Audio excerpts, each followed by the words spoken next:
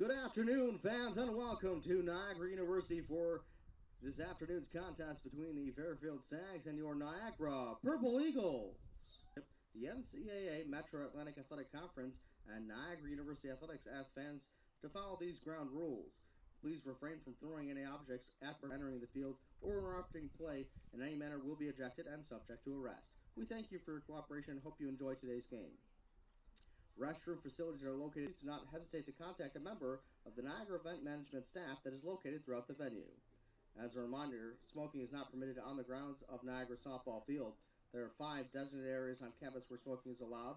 These include the areas outside Lynch Hall, Dwyer Arena, the Butler Building, Kieran Center, and the apartments only. Fans, you are reminded that foul balls may enter the seating area at any time. Niagara is not responsible for any property or personal harm resulting from foul balls leaving the field of play. Please be alert during the action and helpful to those around you. Thank you.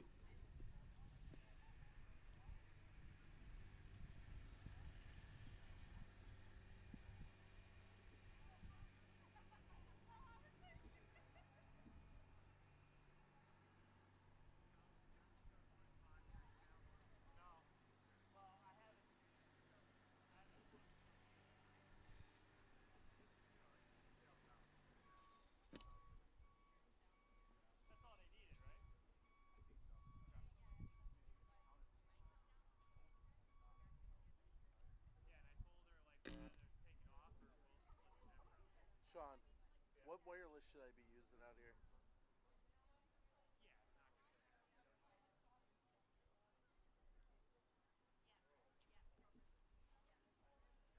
Let it rain. Let me talk. Come on.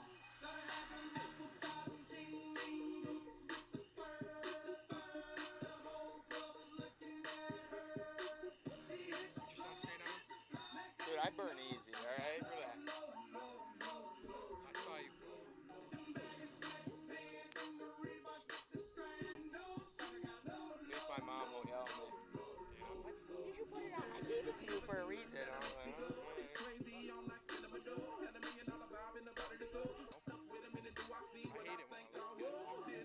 I totally forgot about it yesterday. And like I looked at it last night and it said sunscreen on it. I was like,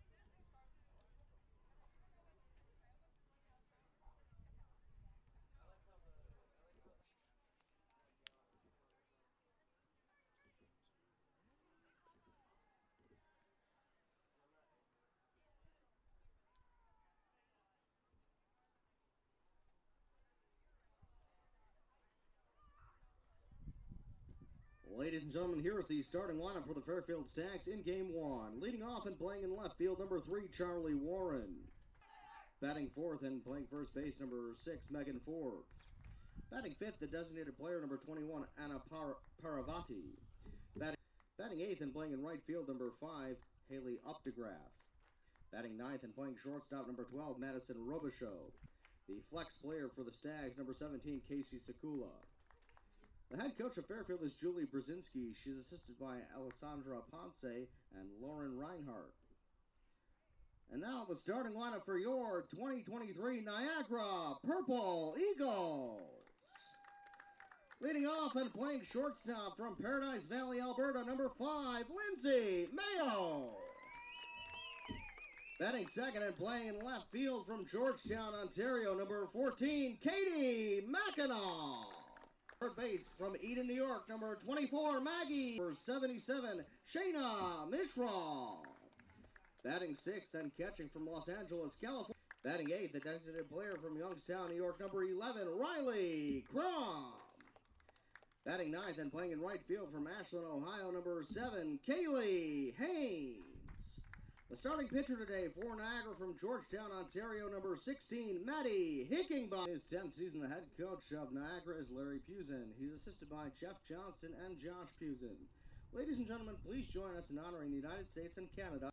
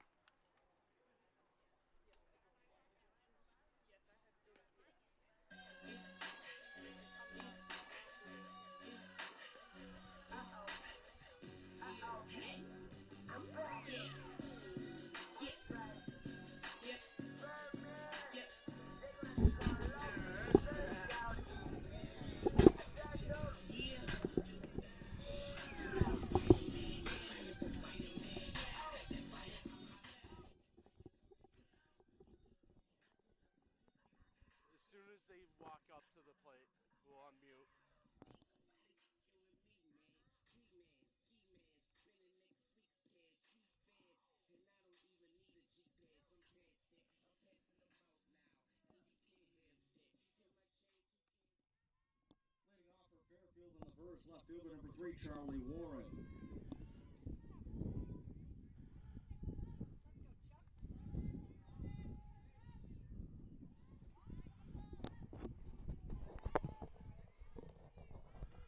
Good afternoon and welcome to Lewiston, New York on this beautiful Friday afternoon. We welcome you to the Purple Eagles home opener of the season. It's taken a while for them to be able to take their home field in front of some friendly fans, but the day's arrived, and it arrives in beautiful conditions. As getting the start in the circle for the Purple Eagles is Maddie Hickenbottom, as she has been a star for the Purple Eagles this year. This is her 18th appearance and 14th start, as Hickenbottom delivers again and gets her first strike of the afternoon to level the count at 1-1.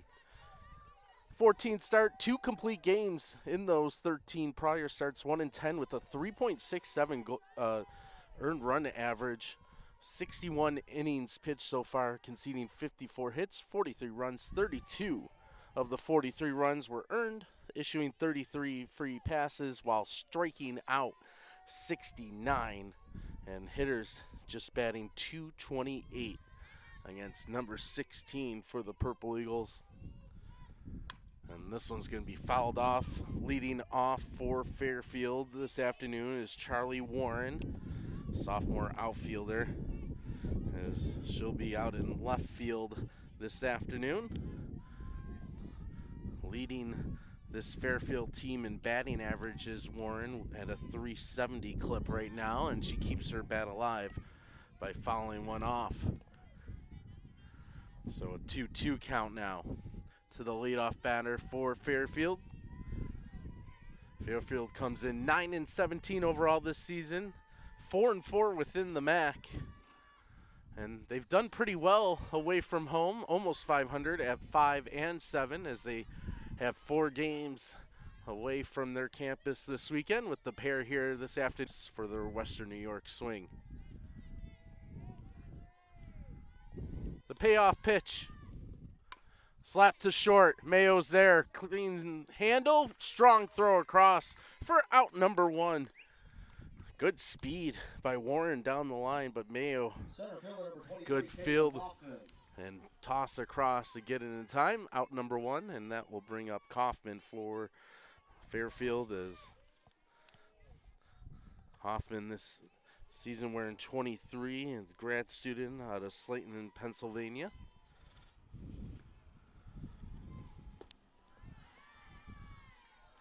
Playing dead center field as count goes to 1-0.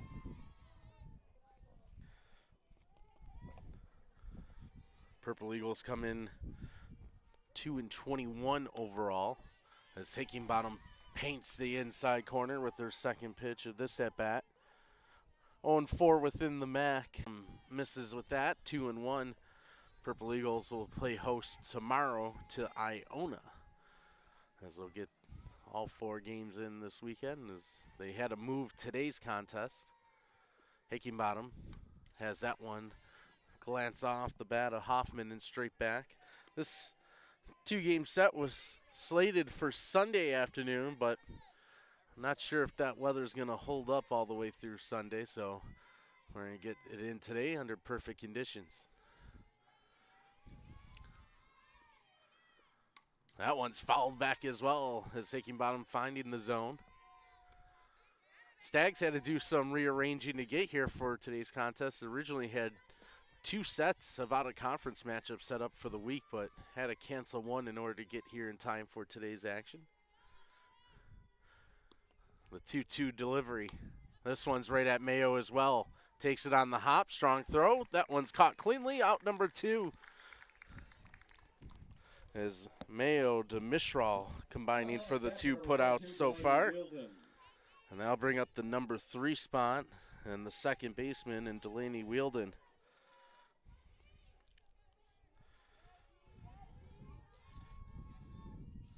Wielden, a freshman out of Corona, California, in that 3-hole. As Hickenbottom went off speed, but didn't get that one to come out cleanly and misses well off the target.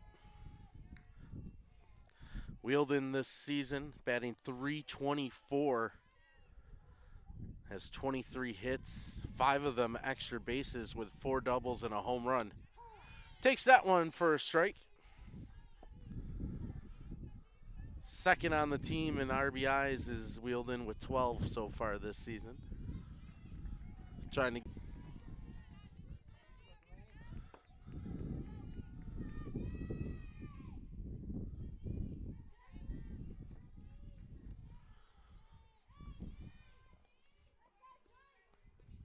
2-1 is blown by as Hickingbottom able to get strike number 2.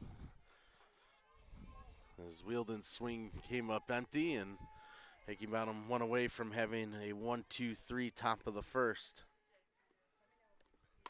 This one's lifted up to center field. Hare's there, settles underneath and makes the grab. Hickingbottom sets him down in order. We'll get a look at the Purple Eagles top of the order when we come back. You're watching NU Softball.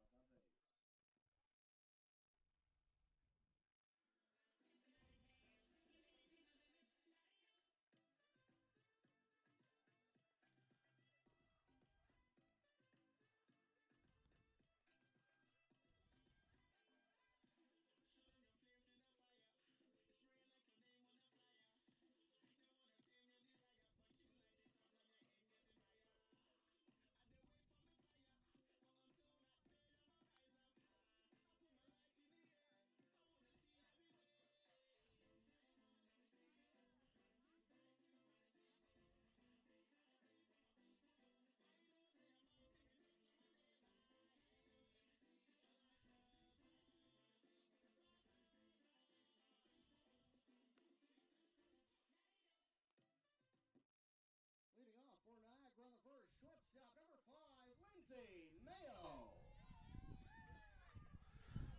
Purple Eagles leadoff hitter wearing number 5, the shortstop. We saw her defensively a couple times in the top half. That's Lindsay Mayo, sophomore out of Paradise Valley, Alberta. Having herself a terrific first year here in Lewiston. Leading the Purple Eagles in batting average with .327 as she takes strike 1. Getting the start in the circle today for Fairfield, wearing number 14 is Allie Brigman.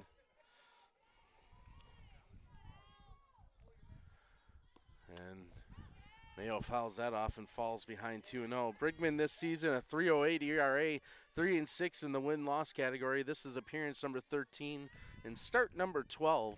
She's gone the distance 4 times in her 11 starts and also has a save to her credit this year. Tries going up high, looking to get Mayo to chase, but it'll go for ball 1. Brigman, 59 innings pitched, 57 hits, 35 runs conceded. 26 of those 35 were earned. 28 walks with 38 strikeouts as Mayo keeps her at-bat alive by fouling that one off. Batter's batting .253 off of Allie Brigman this season. And she's ahead in the count against Mayo in her first test of the afternoon, 1-2.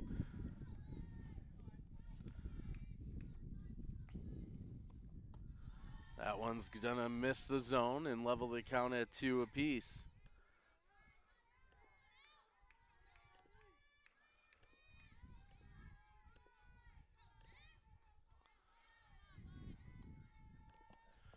That delivery will also miss inside. 3-2 now as Mayo has battled back to run it full.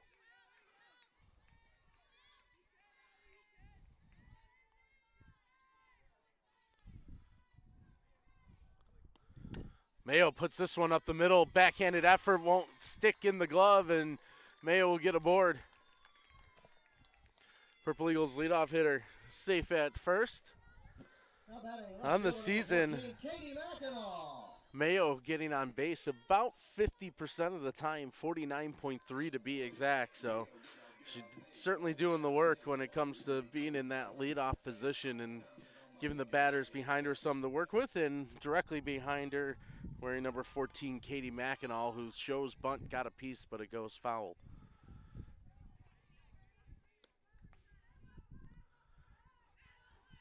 Big trip for this Fairfield team. They currently sit 6th in the MAC and tied in wins, though, with Mount St. Mary's and Canisius, with those 2 teams playing 2 more games, though.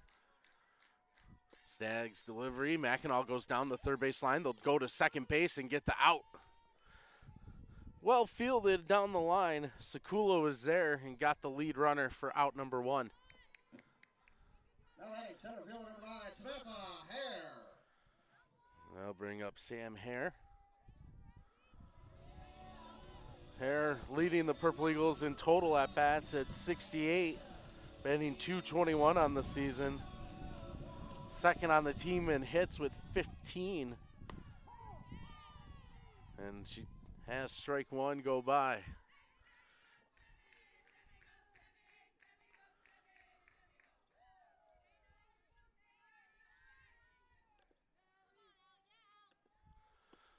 This one goes opposite side. That'll get through the hole. And Hare, a single to right, and there's runners at first and second. And only one down. Now batting third base, number 24, Maggie Kellner. That brings up Kellner, batting .200 this season. This is her 23rd game of the year. Playing the hot corner for the Purple Eagles is Kellner.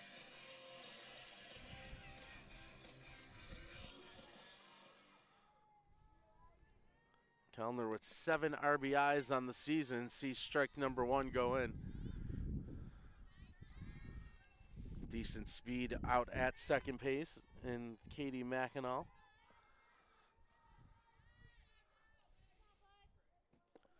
This one gets away as it skipped off the dirt.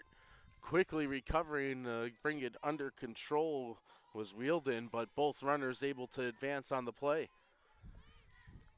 So that leaves first base open, takes away the double play.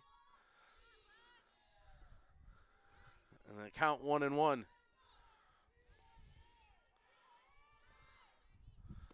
That one goes up high. Kellner able to lay off.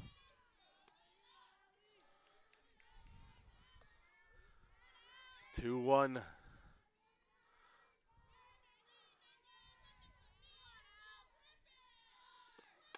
This goes right up the middle. Good snag. They're going to throw home. Slide by Mackinac. Won't get in there, and they get the lead runner once again. An alert play by Robichaud at short. Came home to get the tag and keeps the Purple Eagles off the board. So 2 down with runners at the corner now. And that brings up Shayna Mistral, batting .212 this year. Mistral with 5 RBIs on the season, can get one here with a base hit.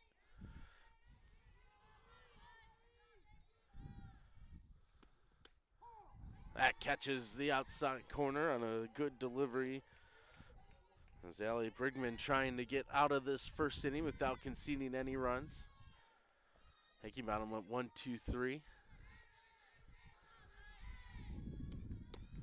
Another strike as that one dances over the plate. 0-2. So we'll see what Wheeldon and Brigman dial up on this 0-2 count with 2 away. This one slapped down the third baseline, throw across the diamond in time for out number 3. And the Stags able to hold despite some runners on the pass. We remain scoreless after one from Lewiston. Back with the top half of the second when we come back on the Niagara Sports Network.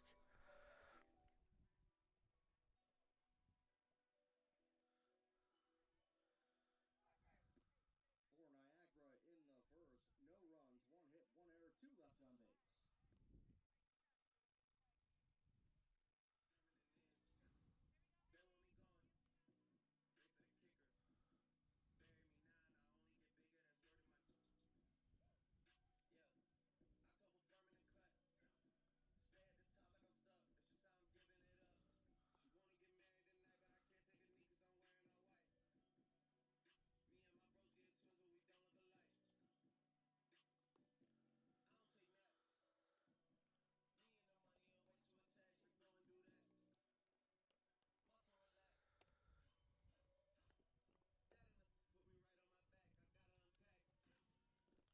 Leading off for the Stags in the second, first base number 6, Megan Forbes.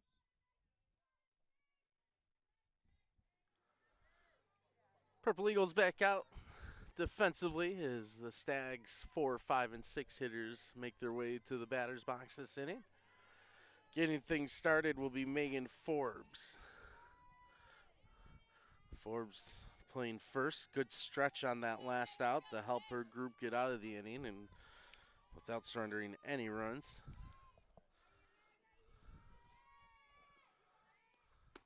Takes the first pitch strike from Hickenbottom.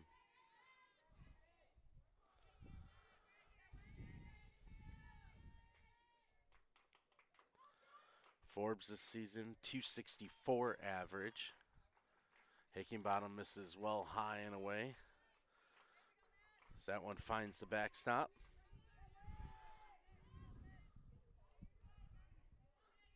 Seven runs scored for Forbes this season to go along with 19 hits, including a team-leading 6 doubles.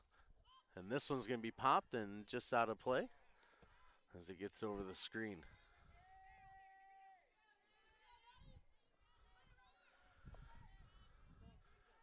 1-2 count for Hickinbottom. As Forbes readies. And she'll fight that one off, will Forbes, straight back and keep the at-bat alive.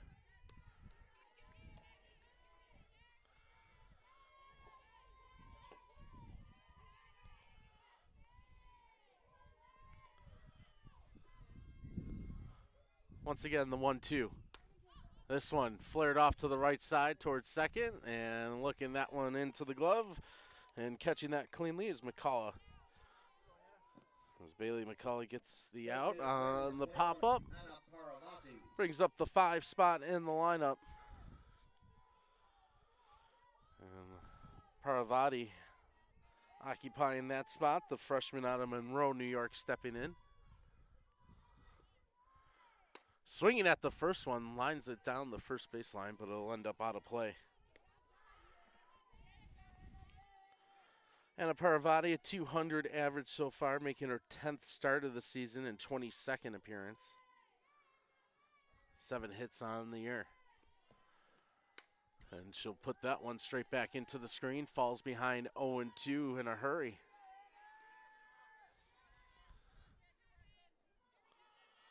Marrero and Hickinbottom in a good rhythm so far early in this matchup as they've sat down the first 4 batters.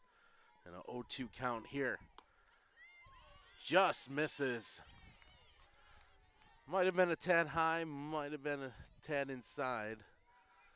Looks like it just came up over the belt for ball number 1.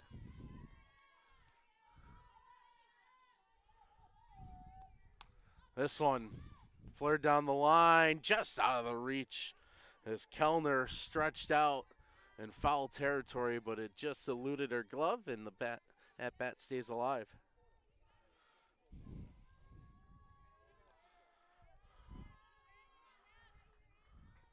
Paravati, the designated player for this Game 1 matchup to start things off. And the off-speed delivery from Hickinbottom gets a swing and a miss K.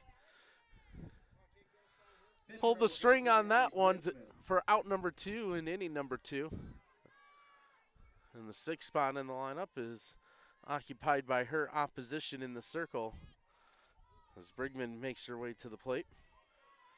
Brigman, heard the stats pitching-wise, very successful year as she swings and misses on the high heat on strike 1. Also getting things done at the plate is Brigman. 10 hits on the year, including a home run and 2 RBIs.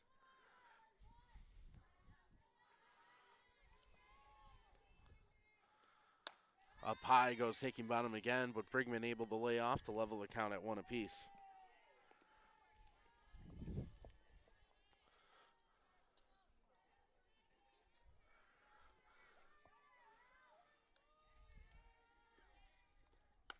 This one popped up towards third. Another long run. Mayo takes over from the shortstop position. Makes the catch in foul territory for out number 3. Another 1-2-3 inning for Hickinbottom, bottom half of the second, and the Purple Eagles coming up when we return on the Niagara Sports Network.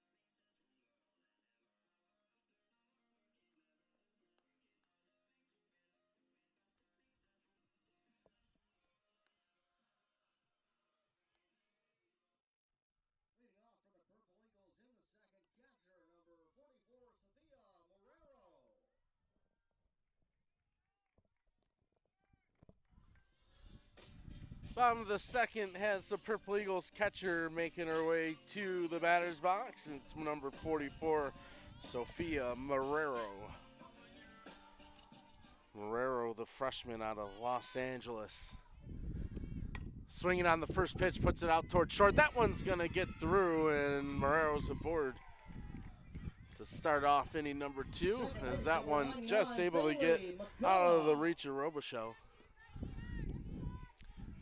And for the second straight inning, the Purple Eagles have their leadoff hitter aboard. Sees that one go wide, and the pitch just got away, and that allows Marrero to scamper over to second base. So that opens things up for McCullough and the Purple Eagles. Shows bunt, puts the bunt down perfectly. Expert spin, throws high into the line, but good stretch, able to get that out. As Silvestri was covering over on the corner from her second base position. But it does advance the runner to third with one away, and that brings up number 11, Riley Crum. Crum, the designated player for the Purple Eagles in this game.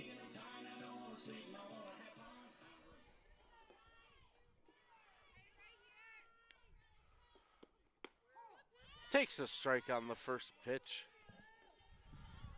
Crum this season looking to get her bat going.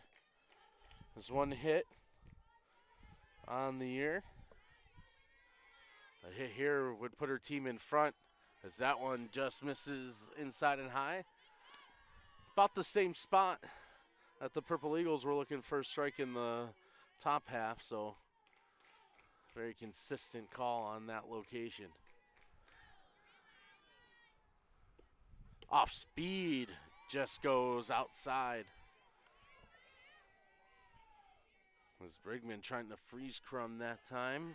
Just missed, and it's a 2-1 count.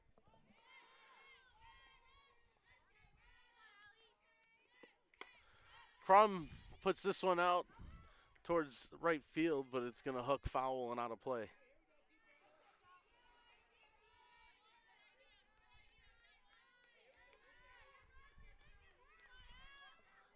2-2 count with the runner at third and one away here in the bottom half of the second. Purple Eagles were threatening in the first, had a runner thrown out at big pitch by Brigman to take away any sac fly possibilities or grounders to the opposite way, scoring a run. Now Niagara will have to rely on a base hit or some other occurrence. Stepping up to the plate to try to deliver that is the starting right fielder in Kaylee Haynes. Haynes, the freshman out of Ohio. See strike one go across. In an 8th appearance, 1 run scored with 1 hit.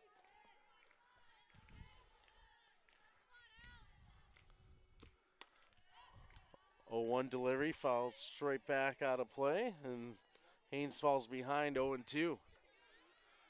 Has Marrero over at third. Trying to bring in that first run for the Purple Eagles, but behind in the count. But it was a foul ball.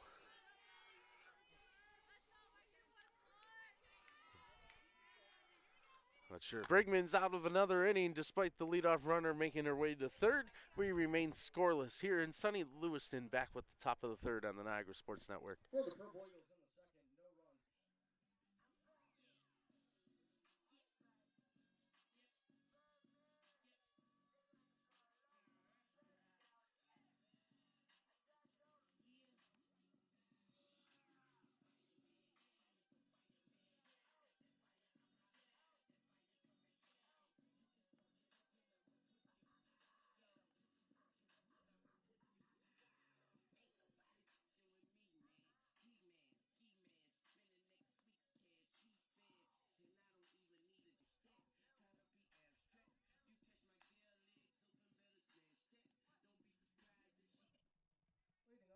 The field start this third inning, and coming up to the plate for the Fairfield Stags is their second baseman in Morgan Silvestri.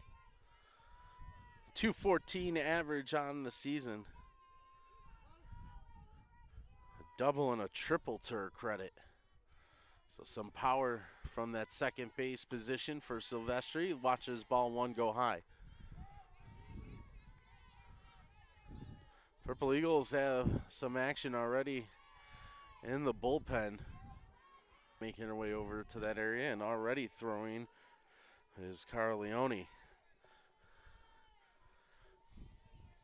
On the high heat from Hickingbottom, 1 and 2.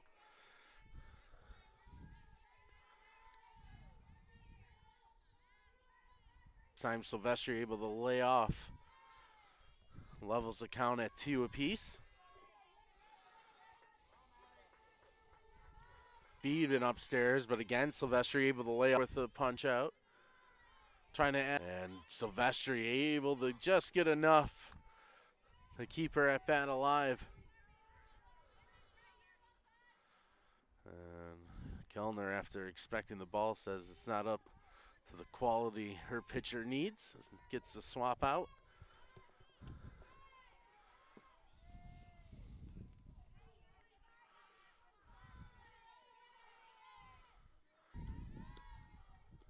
Pass. Instead, Hickingbottom retires her 7th straight batter faced, and 1 out, and that'll bring up Haley Udegraff, Mount Wolf, Pennsylvania. This goes down 1-0, does Hickingbottom, and Udegraff, successful career here. Into left, diving effort, won't get there. It goes to the fence. Mackinac racing back, picks it up, fires to hit the relay. Mayo. And it's a 2-bagger for Udegraff. Udegraff's made her way throughout the diamond during her softball playing days, as she started as a catcher, then transitioned to short, and now she's out in the outfield. So trusted defensively. And delivers with the bat. First batter to reach against Hickingbottom. Having to go foul is the 9-hitter in the lineup. This is shortstop Madison Robichaux.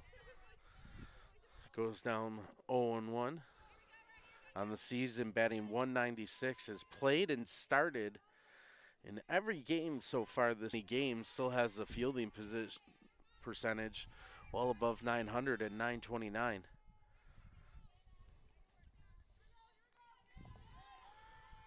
Counts at 1-1 with 1 away. Swing and a miss as Hickingbottom gets ahead in the count, now 1-2.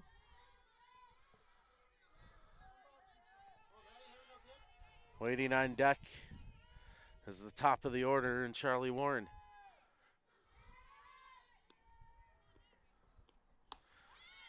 A swing and a miss for another strikeout as Hickingbottom gets another one to her total. Out number 2. And it's the top of the order. And Charlie Warren at the top of the first. Swings at this one, popped up 3.5. Purple Eagles will take another crack at changing that when we come back on the Niagara Sports Network.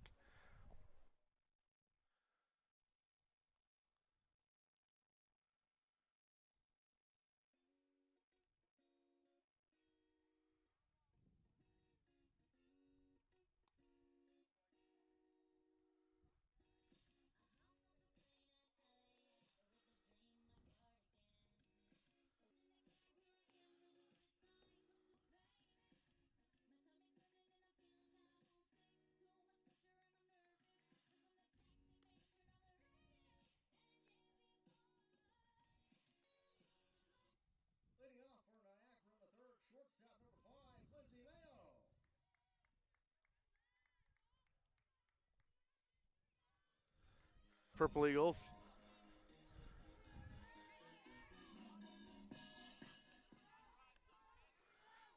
Mayo 0 for 1 so far today. To the hole, and that'll allow Mayo to scamper into first safely. Left fielder number 14, Katie Mackinac. But they'll see if they can switch that up. As Mackinac in the 2 spot heads to the plate, shows bunt, puts it down perfectly, dead ball. And the runner is out. as Mackinac, when she squared up to make the bunt, had the foot on the bag. And that'll return the runner to first, and Mackinac is out for out number one.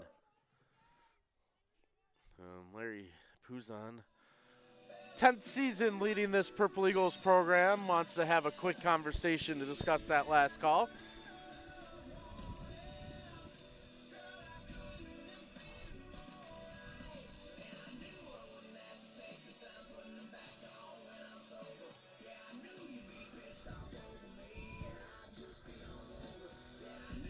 So that discussion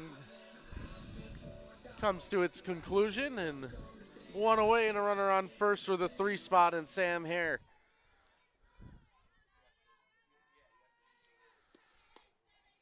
That one just misses low, possibly inside as well.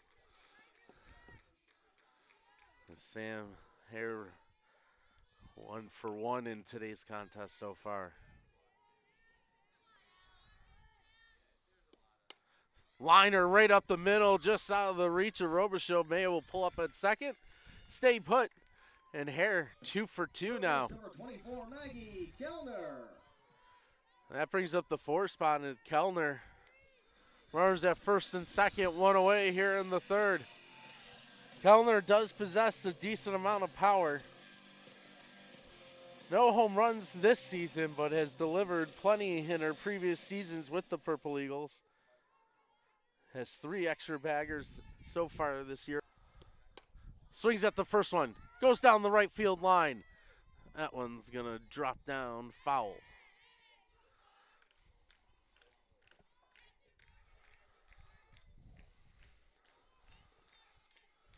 So 0-1 now to Kellner.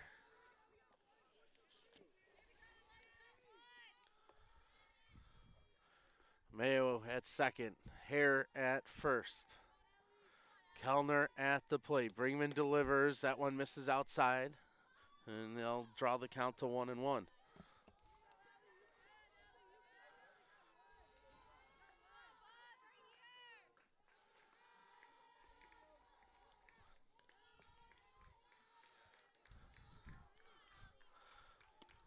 This one popped out towards center. And squeezed for out number 2 in center field. As Hoffman able to cleanly handle that, 2 away. Number 77, Shayna Mishraw. That brings Mishraw up, 2 out, runner in scoring position.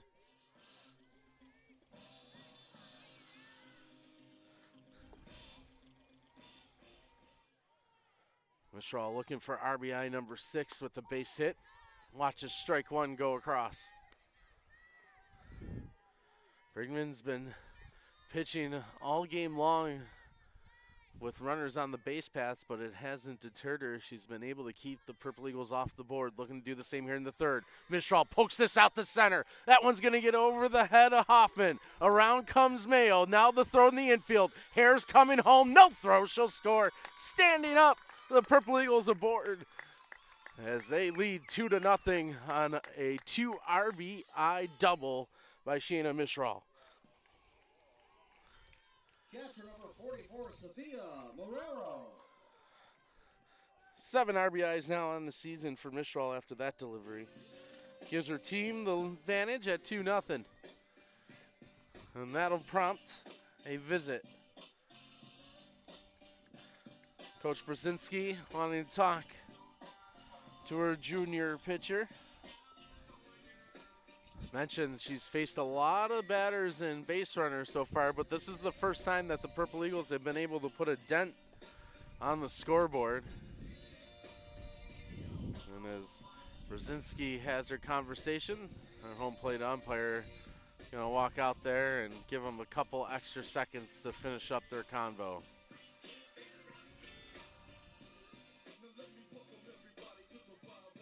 Meanwhile, getting ready to try to see if she can add to Niagara's advantage is Sophia Morero.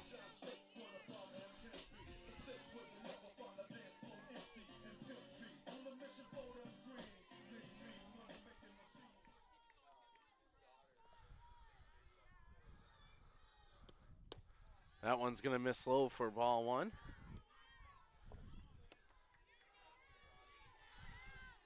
Two outs here in the bottom half of the third. And a 1-0 count to the Niagara catcher.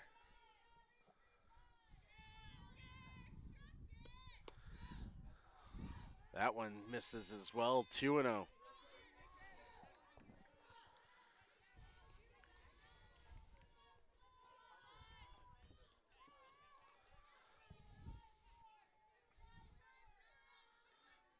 Delivery. This one put towards short. Robichaux's there, long throw right on the dime. That'll retire the Purple Eagles side, but not before they're able to plate two as Mishral goes deep to center field to drive in both runs. Purple Eagles in front 2-0. This is Purple Eagles softball on the Niagara Sports Network.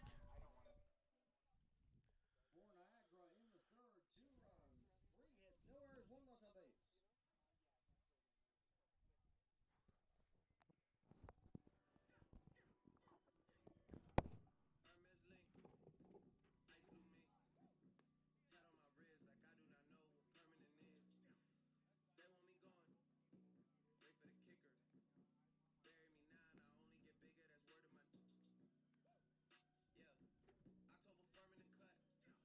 no errors, 1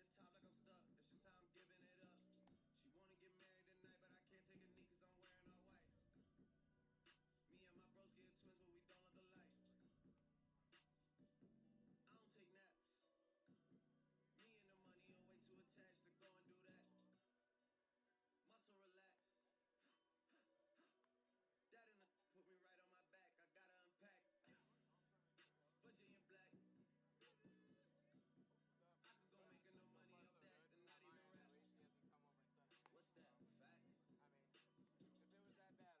Leading off for the Stags in the fourth, center fielder 23, Caitlin Hoffman.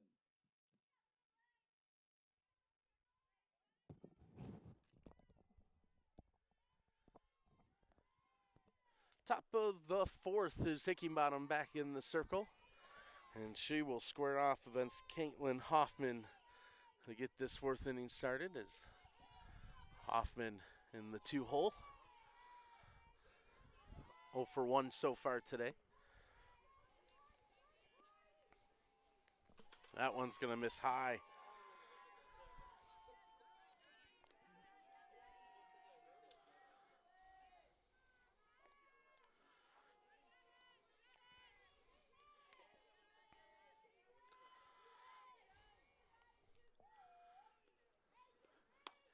That one also outside the zone, 2-0 is Hickinbottom looking to locate the strike zone to this first hitter of inning number 4. And a 2-0 advantage for the Niagara Hurler. Swinging a miss on that one.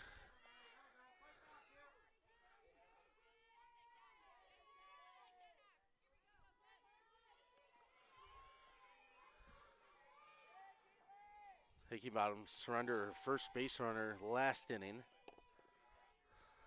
As this one's lifted out to right.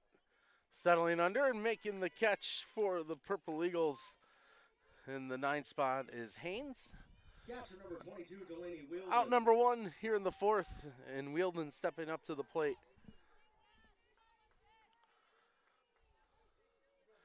Wheeldon 0 for 1.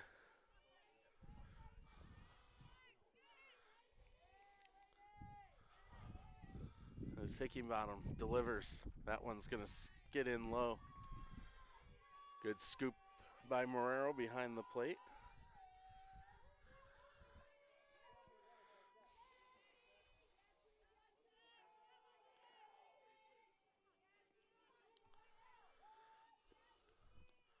That one misses outside, and Hickinbottom behind 2-0.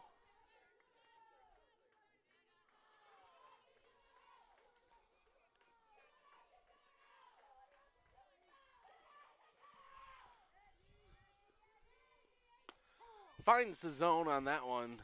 It looked like Hoffman was taking that one the whole way. So now 2-1.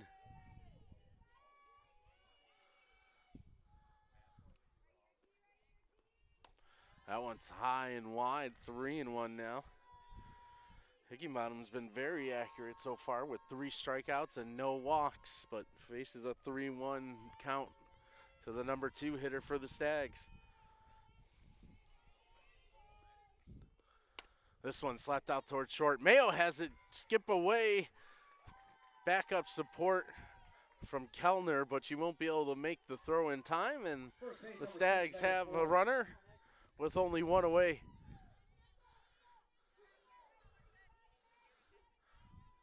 And stepping up in the cleanup. And the cleanup spot here is Megan Forbes. Forbes 0 for 1, watches that one go high for ball 1. Runner at first, 1 away. Purple Eagles a 2-0 advantage here, top of the 4th inning. Hickinbottom delivers. This one's fouled out of play. And she'll take that strike to level the count at 1 apiece.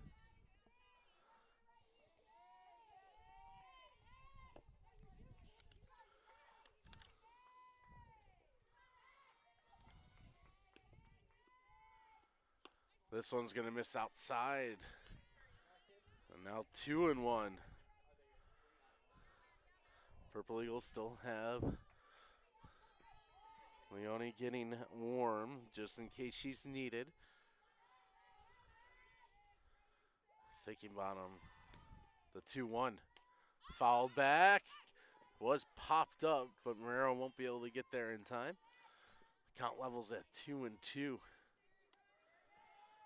Mention again, this is the first time this season that the Purple Eagles have been able to take to their home field, as Larry Pouzon's going to make his way out of the Niagara dugout and summon his infield to the circle to have a chat.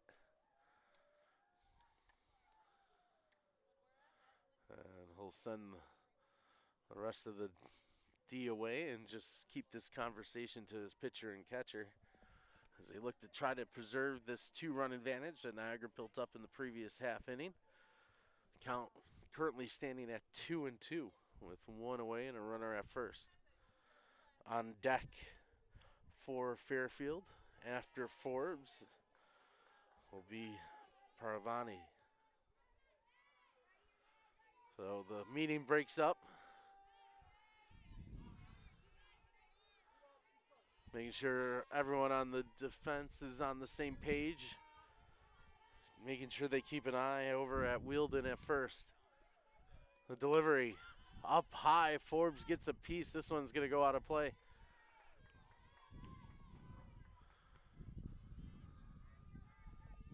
Forbes, one of the taller players on the Fairfield roster, at 5'8", is able to get a piece of the high heat. See what they dial up this time. That one's going to be too high. That'll get away to the backstop. And advancing the second on the play is Wheeldon, and now they have a runner in scoring position with only 1 out. Not to mention the count runs full as Forbes readies for the 3-2. Be a big second out here if Hickinbottom could get that on the next delivery. Pop straight up to short. Mayo's there. Makes the grab for out number 2. Designated player number 21, Anna Paravati. Paravati back to the plate. The freshman attended Monroe Woodbury High School before coming over to Fairfield.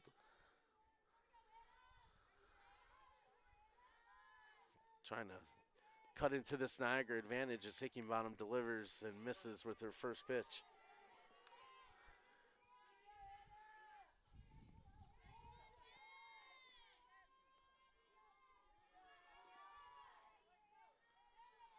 Marrero has the sign, delivers to Hickinbottom. This slap towards second, just out of the reach. Out to right field. They're sending the runner home. Tried getting the force at first. Good stretch and aware play by Haynes, but the hustle by Paravati gets her in safely, which means she has the RBI as well, and it's a 2-1 game. McCullough made the diving effort at second. It was just out of her reach. Haynes was well positioned, though, not too deep into the outfield, and made the strong throw to first to try to get the force out. Was called safe, and once again, the Niagara head coach wants to discuss that last call as he thought his freshman right fielder had made the play to get the out.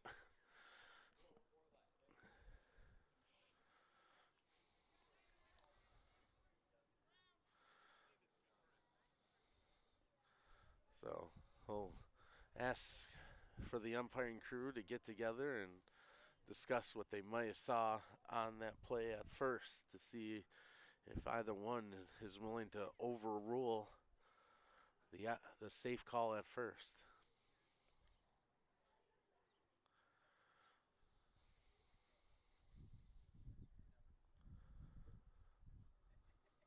And the call stays safe at first. Run will count to the chagrin of the Niagara lead man. So 2-1 now the count, or excuse me, 2-1 now the score. As Brigman comes to the plate for the start of her at bat. Hickinbottom misses 1-0. As Brigman looking to help her cause. Surrendered those 2 runs in the previous half inning. Her mate's picking her up to get 1 back so far in this top of the 4th. Off speed, finds the zone. 1-1.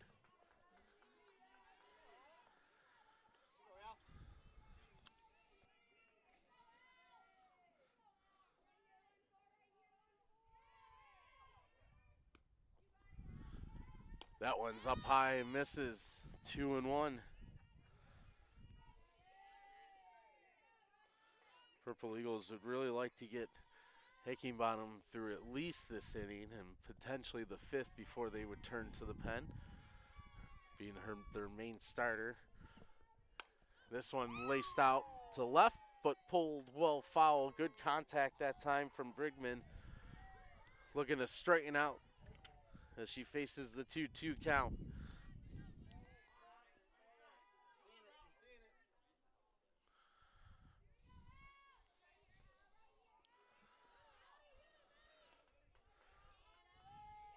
Again, Brigman batting .217 this season. 2 doubles and a home run. And she'll keep her at-bat alive by sending this one out of play.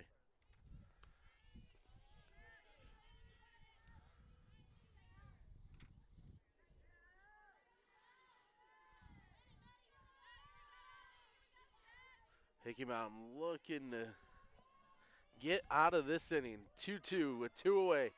The delivery. This one laced out the center, but well positioned to make that grab.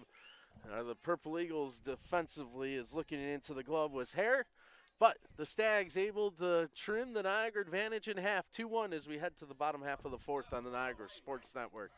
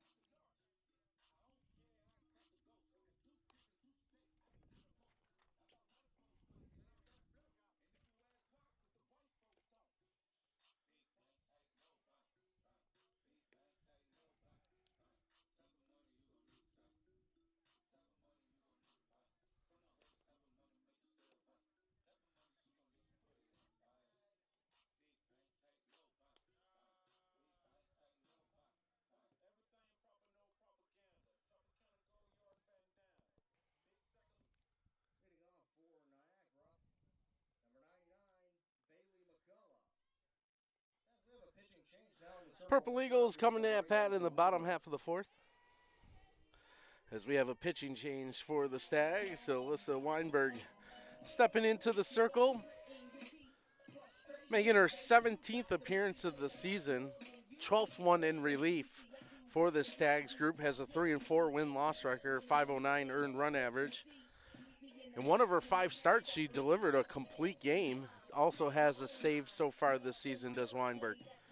42 2/3 innings pitched with 72 hits conceded, 39 runs, 31 of the 39 earned, with 15 walks and 35 strikeouts. Batters batting .369.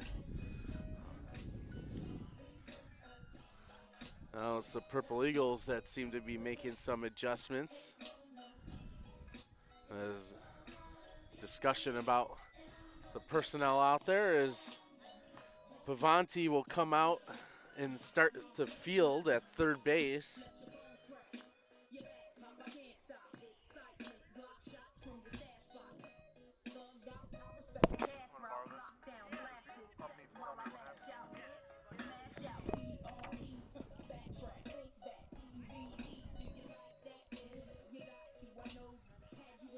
So still waiting to get all the personnel changes in, as the discussion right now is focused in on the dugout of the Stags, and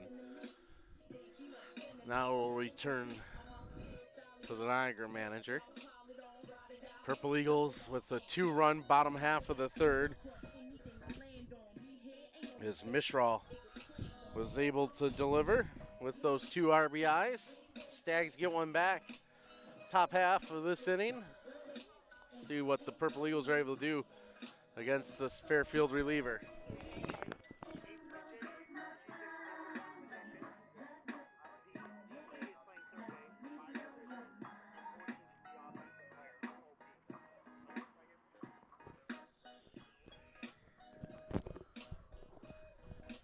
So all the changes official with Weinberg coming in. Paravanti takes over at third, and the afternoon for game number 1 for Allie Brigman is concluded. As we are in game number 1 of 2 this afternoon. Fairfield looking to get above 500 in MAC play. Niagara looking to get in the W column. And right now, up the bat is Bailey McCullough, the second baseman for this Purple Eagles squad today. And she takes the first 2 pitches for her balls. Weinberg.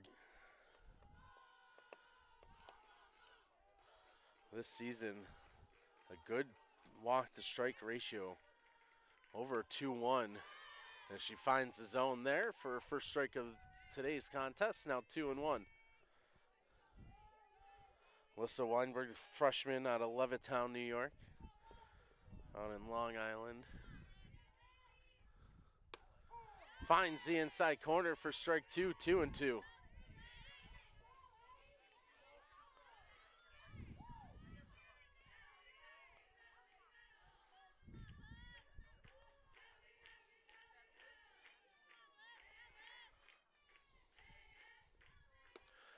Gets the strikeout, does Weinberg, as she was able to get McCullough swinging for out number 1. Designated player number 11, Riley Crum. So Weinberg comes in and able to get her first batter faced out, and that'll bring up Riley Crum.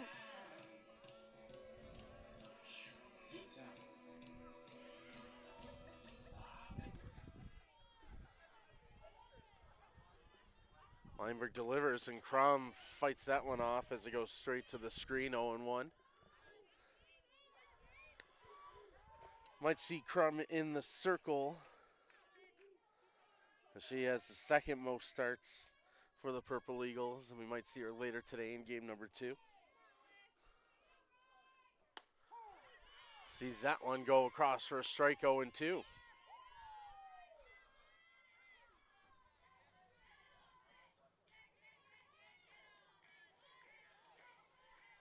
Weinberg looks to the dugout to get the call. And delivers, and that one just misses just above the belt. A 1-2 count as Crum was able to lay off.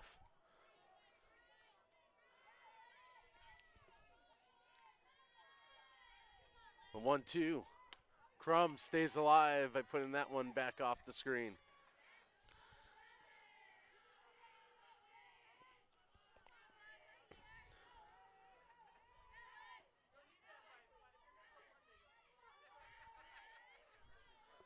1-2 delivery coming up as Weinberg lets it fly, and Crum once again staying alive by fouling that one out of play. Getting some good looks at the relief pitcher is Crum at this at bat.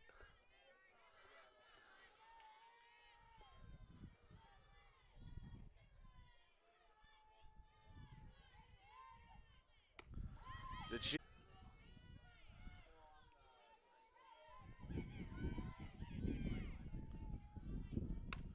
Crum fights this one off the shallow center. It's going to find a hole and get down.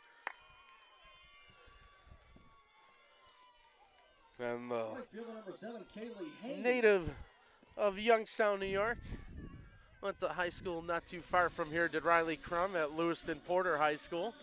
Gets aboard.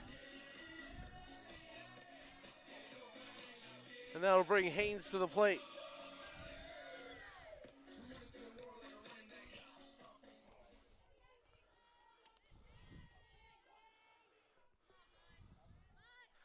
Haynes shows bunt, and that went off the bat and then off the umpire behind the plate. Felt that one. As it took that small glance off the bat and then caught him up in the mask, but it's okay. 0-1. Let's see if Haynes looks to square up once again. Does so. Puts it down right along the first baseline. Fire over the first that time from Forbes is in time for the out as Haynes able to advance the runner to second and get her into scoring position.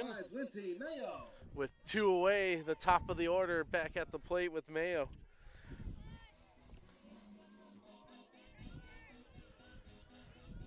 Mayo 5 RBIs this season. 6 extra base hits. Would like to bring in a run with a hit here. See strike one go over the inside part of the plate.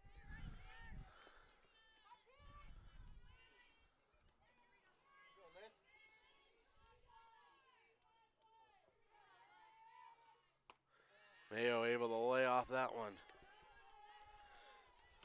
Lindsay Mayo in her sophomore season transferred from Newman University, having herself a good middle part of this season. Comes up empty on that healthy cut though, and that will bring the count to 1-2.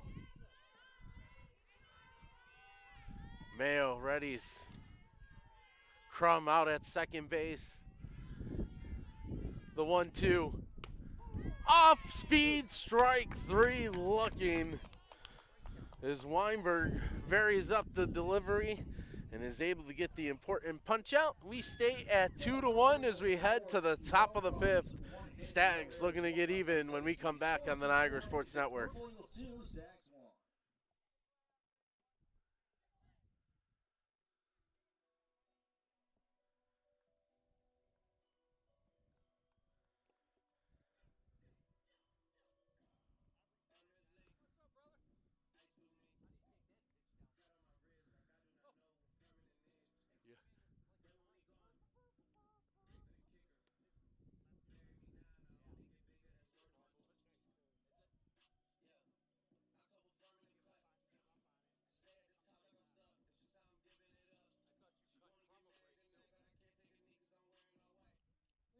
Fairfield on the 5th.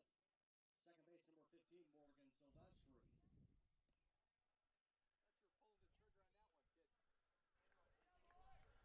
So the Purple Eagles back out in the field for this top of the 5th, leading by 1. Hickenbottom still in the circle for the Purple Eagles as Silvestri set to lead things off for Fairfield. Purple Eagles looking to break an 18-game losing streak with a win here against their MAC foes. As Hickenbottom starts off the 5th with the ball low and inside.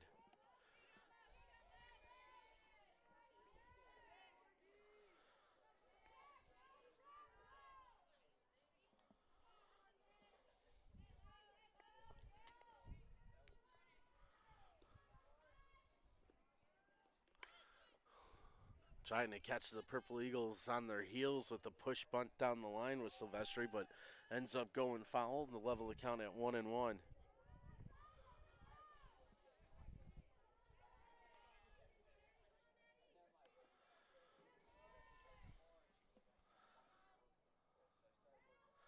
Silvestri 0 for 1 with the strikeout so far. Good eye to let that one go by. 2-1. Up to Graff and Robichaux to foul Silvestri in this top half of the fifth. Marrero waiting for the call. Gets clarification from the dugout, and we'll get a timeout to make sure everyone's back on the same clock.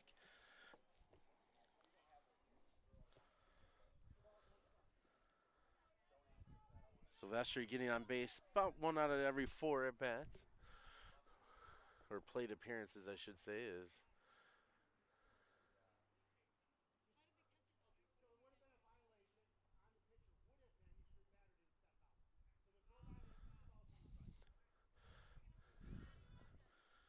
So there might have been a violation against the Purple Eagles, but clarification from the umpire because Silvestri had stepped out of the batter's box. That cancels the violation against Hickinbottom and kept the count at 2-1. Hickinbottom delivers a strike, now 2-2.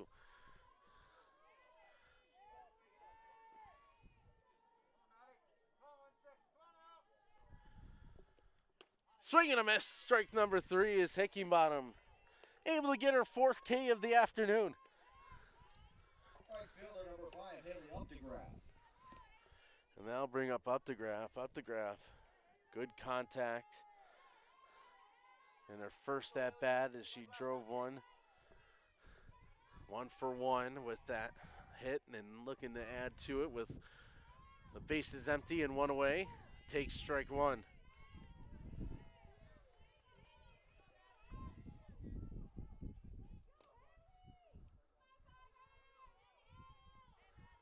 Haley Updegraff, 253 average.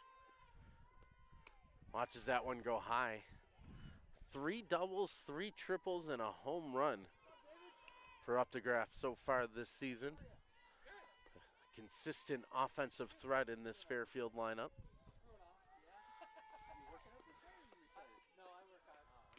And that one, Updegraff got a piece for the foul tip. Now 1-2. As Merrill took that one off the chest protector.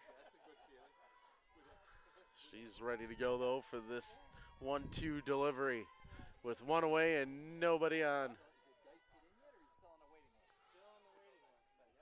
Off speed, Updegraff tried hanging on, but it ends up in the waiting glove of Kellner. Catches it on the line for out number 2.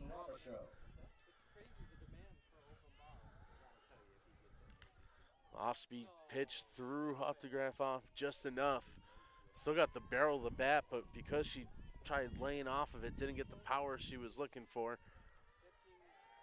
And now being Robichaux to the plate with 2 away and no one on. Her team down by 1.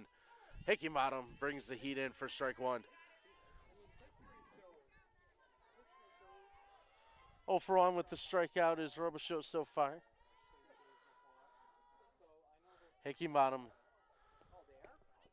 misses with that one, as she just threw her 76th pitch so far in this one, did Hickinbottom, with only 2 hits and 1 run, and it was unearned with 4 strikeouts. Attempted bunt hit will end up going foul down the third baseline.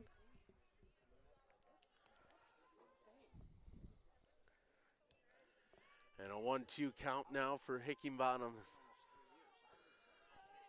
Started the game off with 7 straight outs, did Hickinbottom.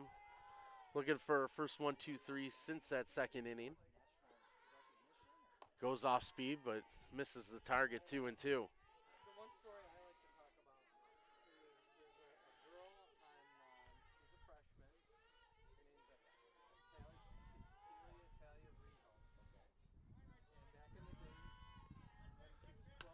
And Robichaux fouls this one straight back and over the screen.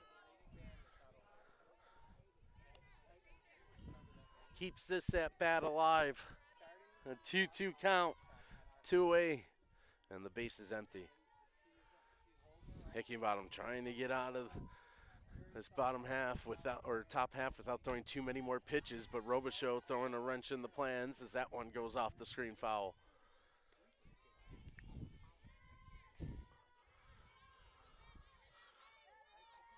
Dial up the 2-2 once more for Hickinbottom.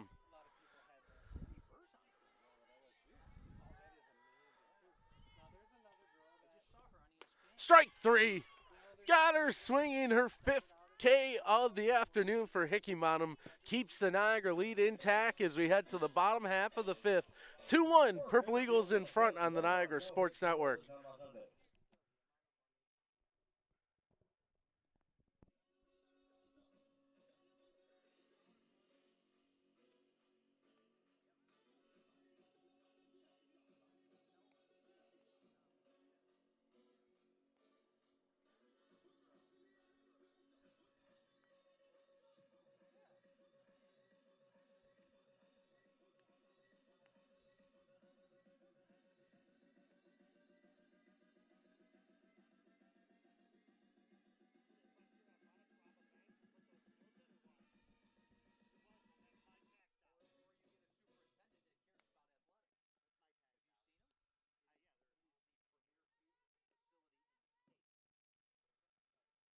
Leading off for the Purple Eagles left fielder number 14, Katie Mackinac.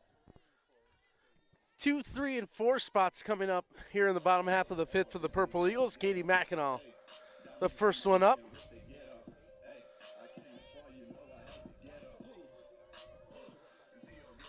Mackinac 0 for 2 so far today.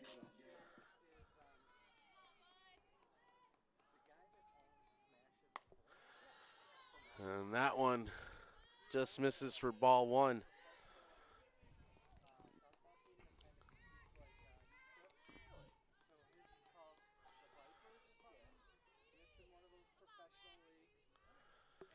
Mackinac, healthy cut at that one. Weinberg able to get her by. Some stats to catch you up on Niagara. 2 runs, 5 hits, 1 error. Stags, 1 hit, 2 hits, 2 errors. Purple Eagles have left 5 on, 2 so far by the Stags. This is the 18th batter for the Purple Eagles as Mackinac watches strike 2 go by. Stags have sent 18 up so far to the plate today. Each team with a double apiece. Purple Eagles Hickinbottom with 5 strikeouts, 3 delivered by the combination of Weinberg and Brigman so far for Fairfield as Mackinac stays alive with the foul. Behind in the count 1-2. Neither team has stolen base so far. As Mackinac ready to the 1-2 delivery from Weinberg. Did she go around? Yes, she did. Strikeout number 4 on the afternoon for the Stags pitching staff. And out number 1 here in the bottom of the 5th. And that'll bring up Samantha Hare. Hare, outstanding season last year in which she averaged .314 in 40 games. Had 37 hits in those 40 games and led the Purple Eagles with 4 home runs and 25 RBIs last year. 11 outings last season. Hare had multi-hit games.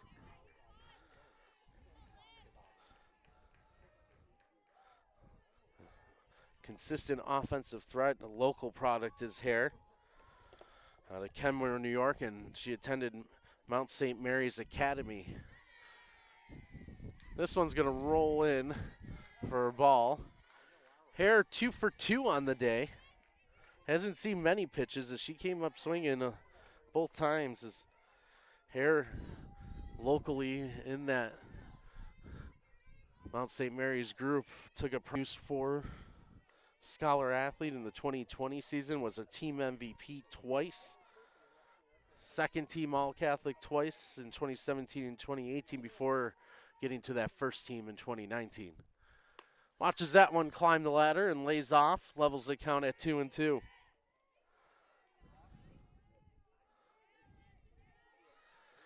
So far, Hare hasn't seen the offensive production she's used to, batting .221. Does have a home run as she laces this one at short. Robichaux, good play on the hop and fires across. Out number 2 on the inning. Again, great contact from Hare, but that time right at the Stag shortstop, and that'll bring up Kellner.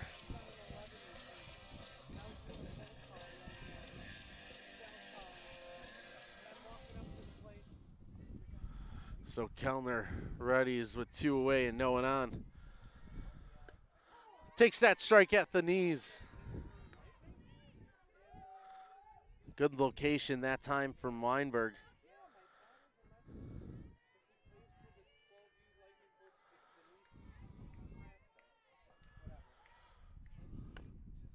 Kellner gets a piece of it. Weinberg out of the circle, makes the throw over to first. It's a 1-2-3 inning for Fairfield as they keep the deficit at just 1. We head to the top of the 6th with the Purple Eagles 1-run lead intact. See if the Stags can pull even or in front when we return on the Niagara Sports Network.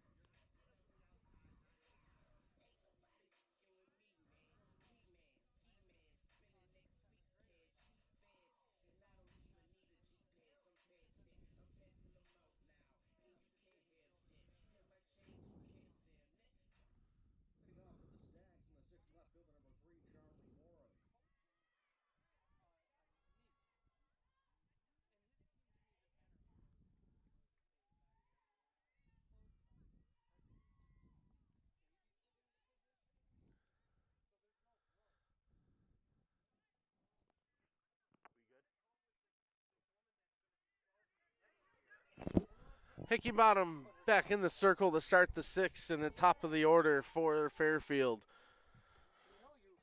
As Warren set to see Hickeybottom once again for the 3rd time, takes strike number 1. Warren 0 for 2 with 1 left on.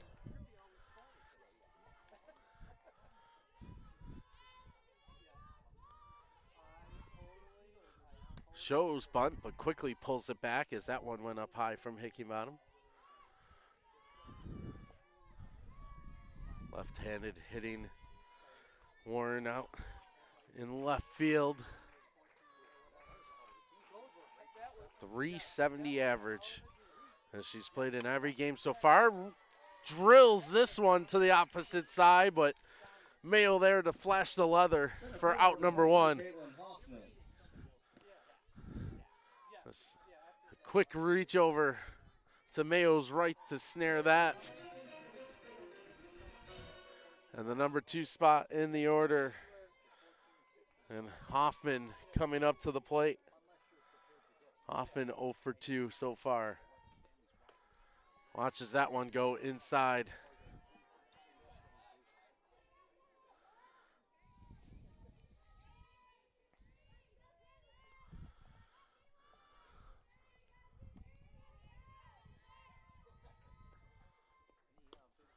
That one just misses outside to go 1-1. Hickeybottom started her collegiate career not too far from here in Amherst, New York, where she was the University of Buffalo Bull before transferring to the Purple Eagles before last year. Prior to that, as she delivers strike number 1, 2-1 count.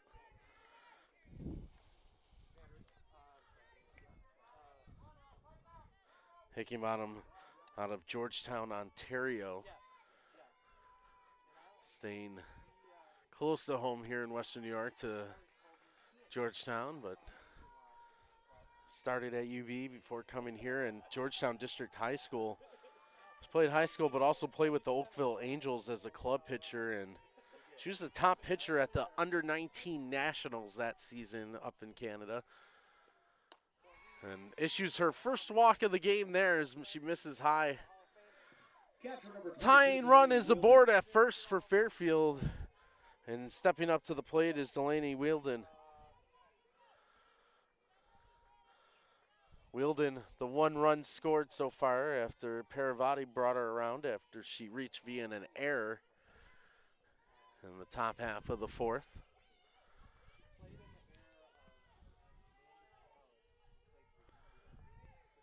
This one's fouled back out of play. Staking Bottom gets ahead in the count 0-1. Good first pitch strike after issuing the free pass to the previous batter. As the go-ahead run is represented by Wielden at the plate. Swinging away, driven to center. Hare's there, makes the catch, throws to first, looking for the double play, and has it. Caught Hoffman too far up the base path. Fires over to first to double them up. Niagara out of the inning with their lead intact. We head to the bottom half. 2-1 Purple Eagles on the Niagara Sports Network.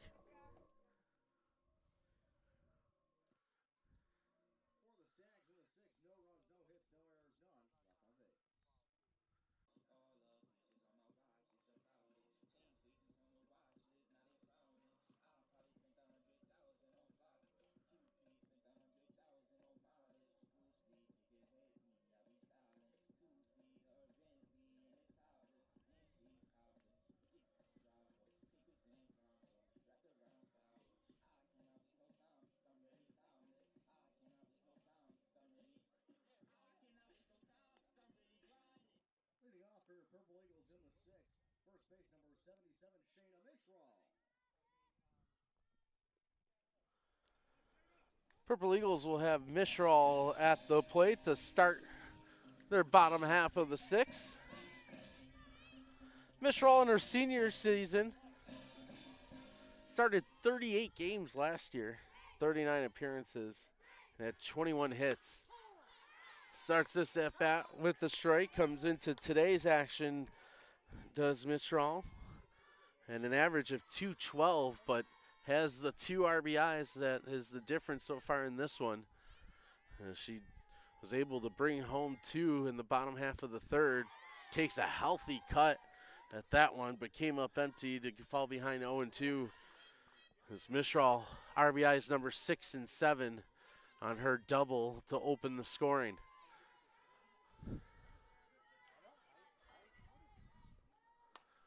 Gets a piece of the high heat to keep that bat alive.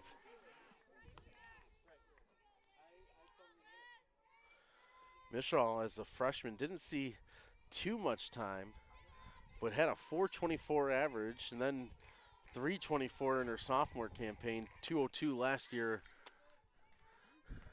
and 212 this year. As that one again fouled back as well, as there's a collection of balls growing in the parking lot right now. Making Weinberg fire a couple more.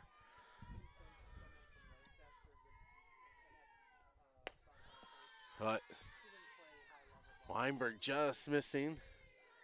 Takes that ball call. Weinberg through 2 innings. 30 pitches thrown and has only given up 1 hit so far with 3 strikeouts, as Mishral will be issued the bases. That one got a chunk of her. And Niagara has the runner aboard.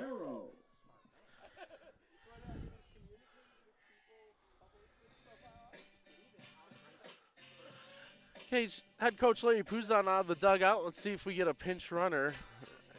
Don't foresee Marrero checking out of the game, who is the next batter set to step into the box. And now a conference between the officials and umpires to talk about some clarification that's needed. Meanwhile, the Purple Eagles, no one out, have the leadoff runner aboard, and that's been a theme in this one and has helped them out offensively. He's getting base runners early in the inning. Started out with the first, second, and third innings with the leadoff runner aboard, but it wasn't until the 3rd inning that they were able to make it pay off offensively. However, it did get Brigman out of the game a little bit earlier, as she had to face a higher amount of batters.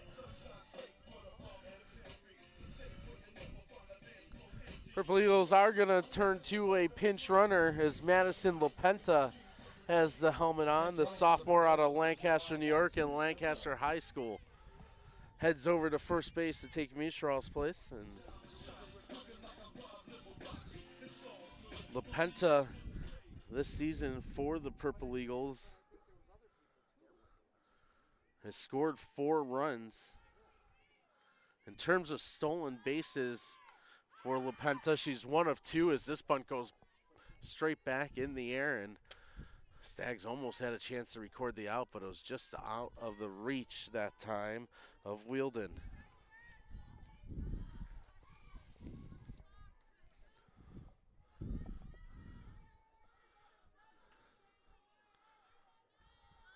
Shows bunt again, lays this one down perfectly. LaPenta over to second safely as the throw comes in.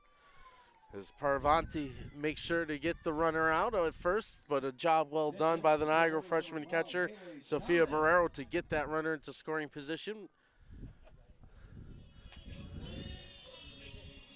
And the Purple Eagles will once again turn to their bench.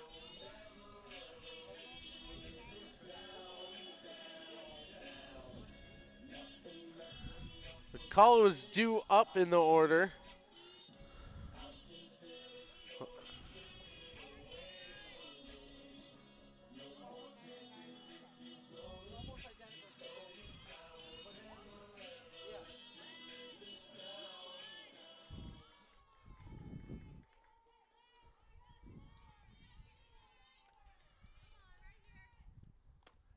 That one goes upstairs as Haley Tsunami. At bat wearing 12, 108 average this season with 2 runs scored and 4 hits, pair of RBIs. Looking to get a hit here to bring home a run potentially. Gets ahead in the count 1-0. Swings at that one, just misses. It fouled straight back. Maybe I'll see you, Rosie. I hope so. I'll be having a beer on a chair somewhere. That's okay. Freshman out of Cheektowaga, New York. Went to West Seneca East High School, member of the Trojans there. That one misses up high. Last player that came out of West Seneca East to pay for this Niagara squad was the catcher, Funk.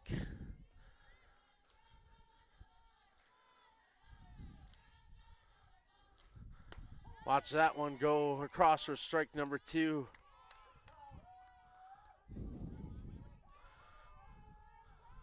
The Tsunami trades in the green and gold for the purple and white. 2-2 count with the runner at second. Lays off that one that was just above the belt, runs the count full.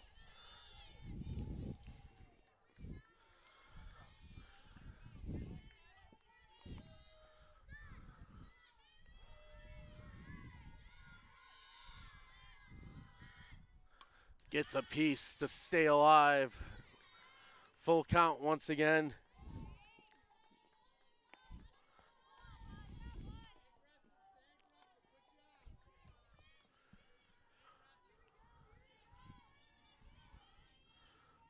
Weinberg trying to keep her team within 1 with their last at-bat remaining and just missed that one.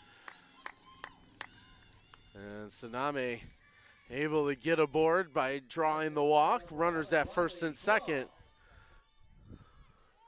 And the Purple Eagles will head to the bench once more for another pinch runner. The Tsunami gets the job done of getting aboard and will make way for Hannah Mingle on the base paths.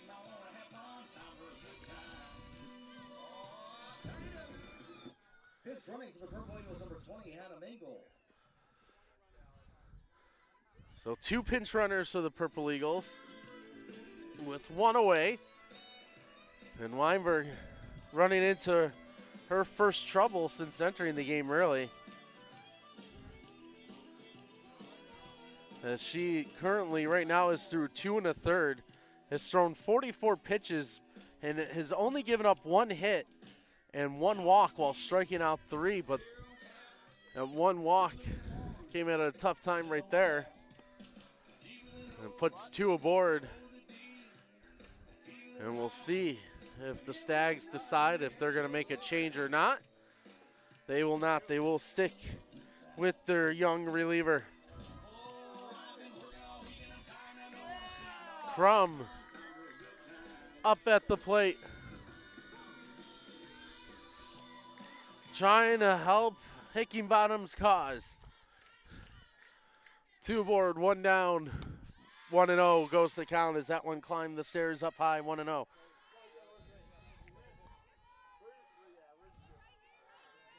Crum so far on the game, 1 for 2 with a strikeout. Base hit here could deliver some insurance as this one's fouled straight back out of play. And we'll level the count at 1 apiece.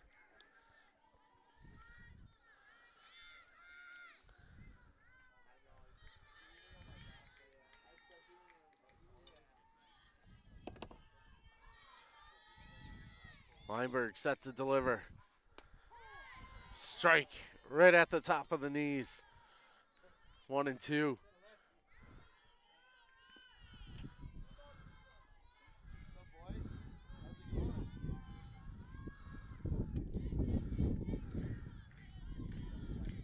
The 1-2. Crum puts this out to left field. Backtracking to the wall, making the catch. Out and left, an impressive play by Warren, and the base runner is unable to advance. Right fielder number 7, Kaylee Haynes. So Crum gave it a ride to left and backed up Warren to the warning track. She's able to make the grab. 2 away now. Runners at first and second. And stepping up to the plate will be the right fielder, Kaylee Haynes. Haynes 0 for 1 with 1 left on. Comes up with 2 aboard and 2 away. Swings at the first one, came up empty, strike 1.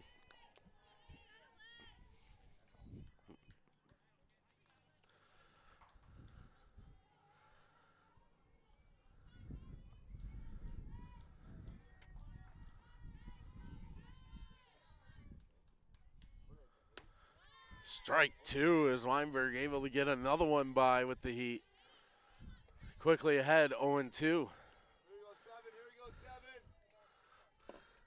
See if Weinberg decides to waste one here with the 0-2. Confidence in her catcher to block anything that might get by if they go low. Tried painting the outside corner, but just misses.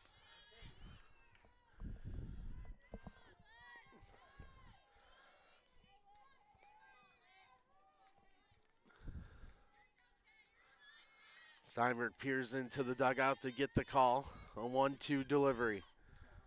And that one's fouled back. Haynes able to stay alive with 2 strikes. Again, Mingle pinch runner at first. LaPenta pinch runner at second. A 1-2 count to Haynes. With 2 away, bottom of the 6th. Purple Eagles up by 1. The delivery. This one grounded right back up the middle. It's going to find a hole. Silvestri dives to keep it in front, but that'll allow the speedy LaPenta to come around and score. Some insurance for the Purple Eagles on Haynes' RBI up the middle. And the Purple Eagles have a 3-1 advantage.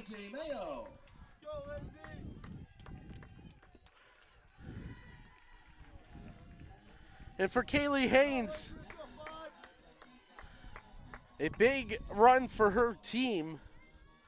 Also for her personally, as that's her first collegiate RBI. As the freshman delivers in the top of the order, and Mayo at the plate takes strike 1. Runner still at first and second. Mingle at second. As the pinch running moves by Coach Puzon pay off as LaPenta was able to come around in a hurry on a hit that just got out of the infield. That one's up high.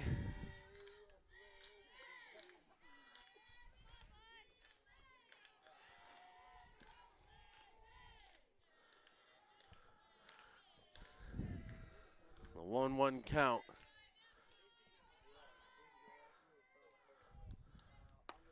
That one misses just inside. That was close, but misses the target.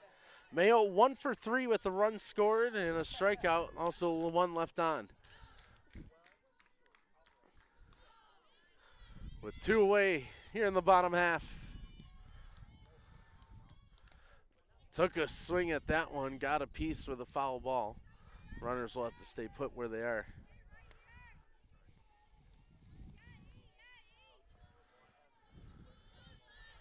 Purple Eagles able to add one to their advantage, looking to do more damage before they take the field for the top of the 7th. That one finds the zone, strikeout, looking to get out of the inning for Weinberg. Purple Eagles, though, able to tack one on. Haynes gets her first RBI. Purple Eagles advantage at 3-1. We'll see if Hickenbottom can get them to the garage when we come back for the top of the 7th on the Niagara Sports Network.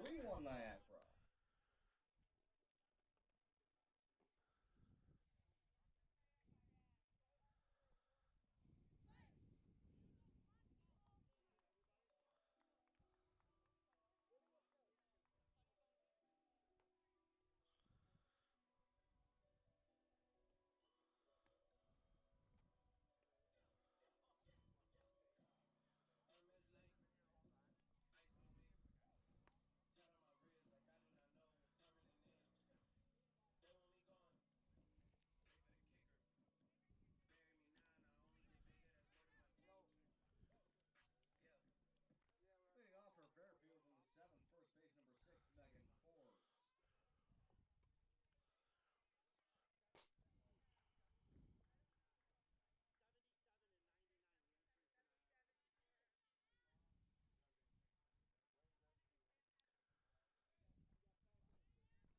We're good. You can turn it back on. We can unmute.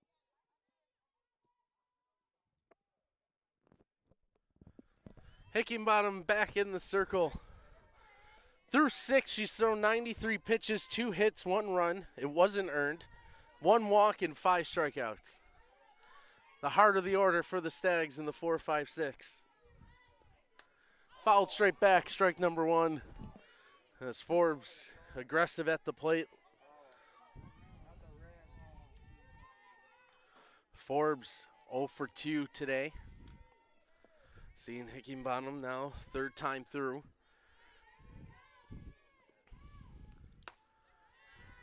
That one misses high for ball 1.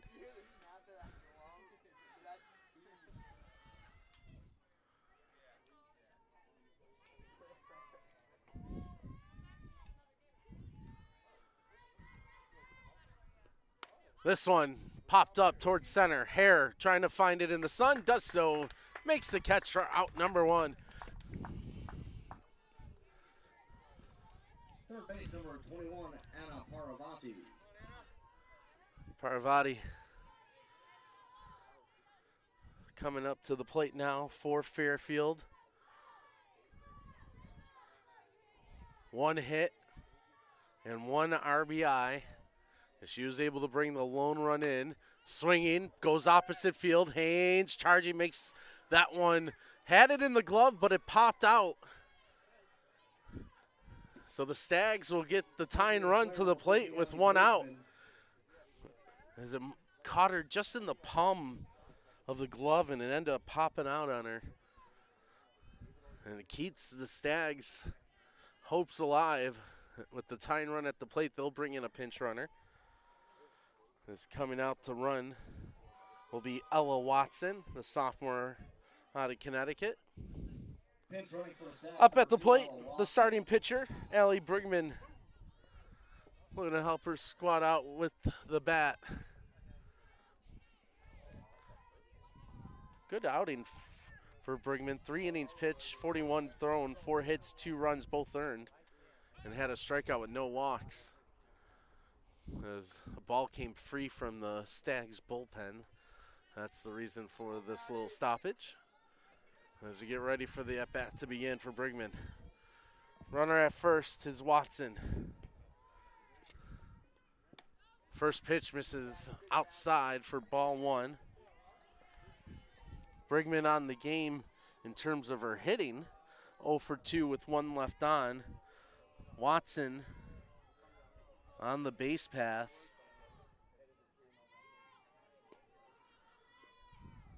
So far this season, 0 for 1 in steal attempts.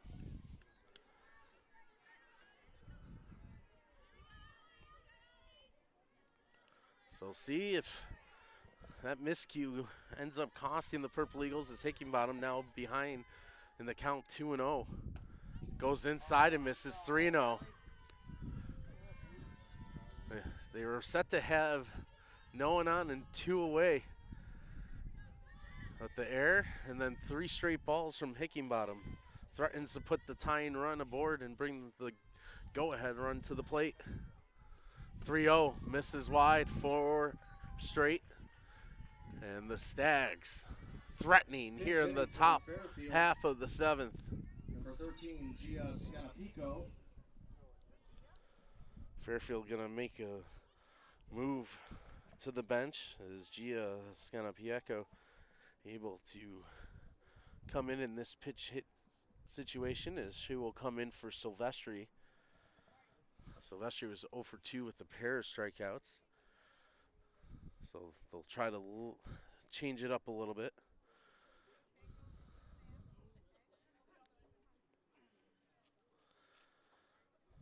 Scanapico hasn't made any starts this year. This will be her 5th appearance.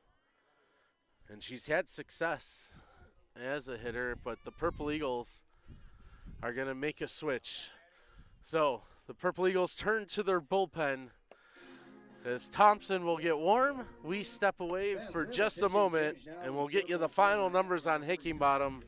But right now, it's a 3-1 Niagara advantage with 2 aboard when we come back on the Niagara Sports Network.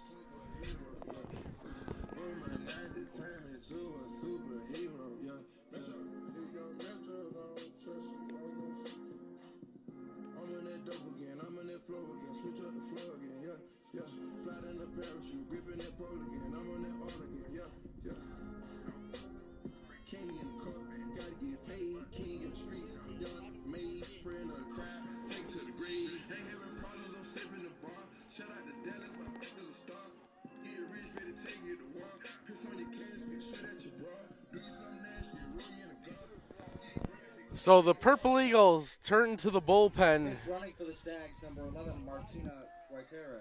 So we get a pinch runner at first. Is Martina Guiteres takes the first. Thompson this season for the Purple Eagles. This will be her 12th appearance, all in relief. 17 2/3 innings pitched with 15 hits, 10 runs, 8 of them earned against. And this one misses low and away for ball 1. 11 walks and 12 strikeouts. Batters batting .238 off of Thompson as she's conceded 3 doubles and 4 home runs in those 15 hits against. Looking for her first save of the season is Thompson. Misses on that one as well. And it's 2-0.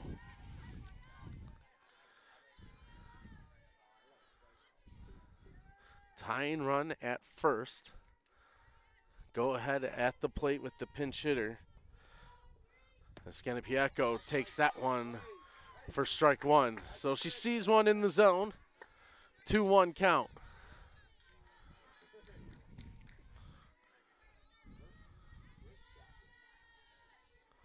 The 2-1 from Thompson. That one misses low. 3-1. Hitters count.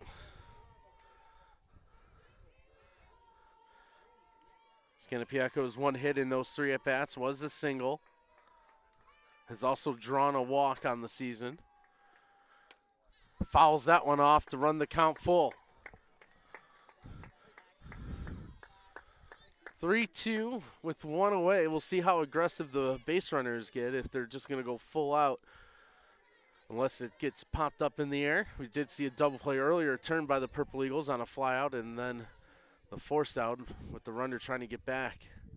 This one floated down the line. It's going to land in fair territory. They're going to hold the runners and load them up.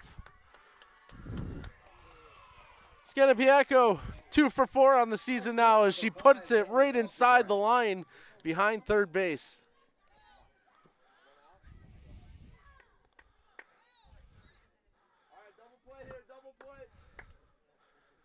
And that loads them up. As the senior, Haley Updegraff, steps to the plate. Bases loaded. Niagara leading by 2. Updegraff has the type of power that could put them in front by one swing of the bat. She has 2 doubles, 2 triples, and a home run this season, and 10 RBIs. Ball 1. This started with an error in right with 1 away, and the base path's clear. Thompson off speed, finds the knees. Strike 1.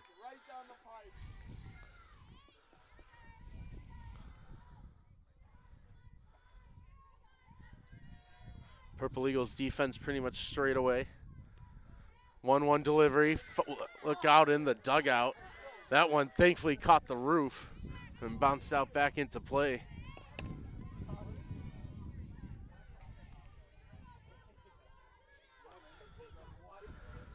One, 2 to the Stag senior, Updegraff. Thompson delivers, laced into left. That'll bring home at least 1. Mackinall's playing shallow. She'll keep the tying run at third as Updegraff delivers for her 11th RBI. And the Stags station to station, down by 1 with 1 away, and the base is still juiced.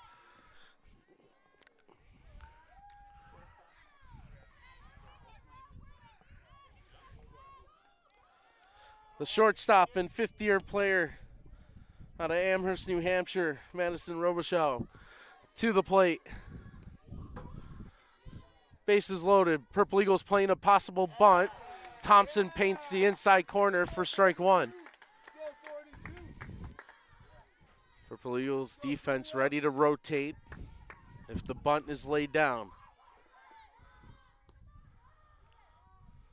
The 0-1. Comes in low, good block by Marrero behind the plate. Keeps that in front as it was in the dirt.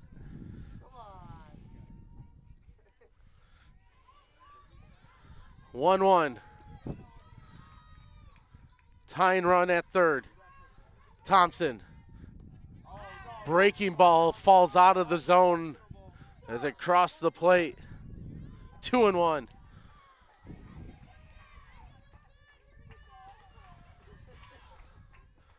Thompson has the call. Delivers low, 3-1. Nowhere to put the Stags shortstop, as a walk would tie things up at 3. Hitters count.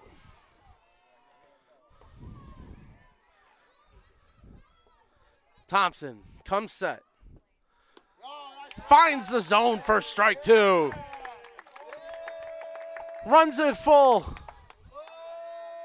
With 1 away, the base is loaded, a full count. Thompson set to come home. Stays alive, does Robichaud, as she bounces one foul down the third baseline.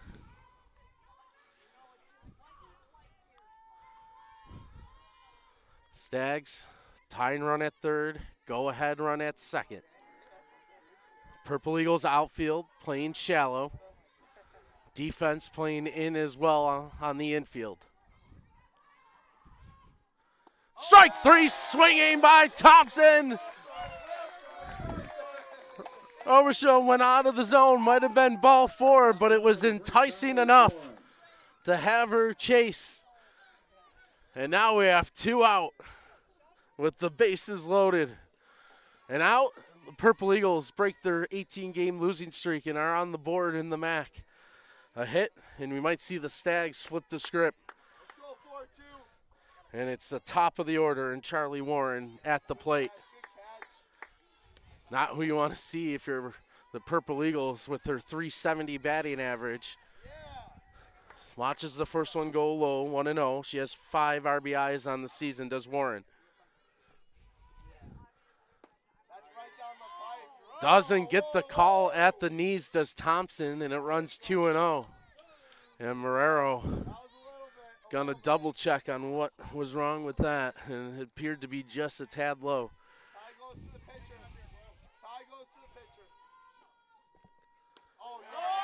Thompson delivers, finds the zone for strike 1, 2-1.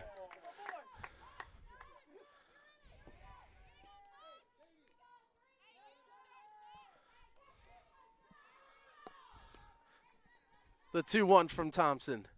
Bounced over to third. Kellner got a piece. Can't fire in time. We are tied at 3. Kellner was able to knock it down and keep it in the infield.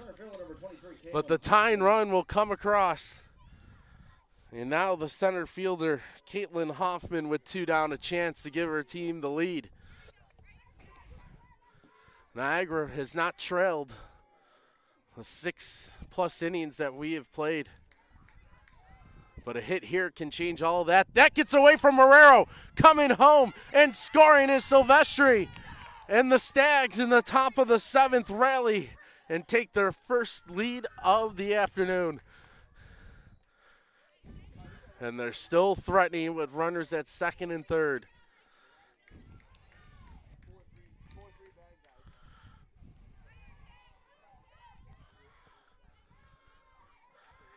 One 0 count.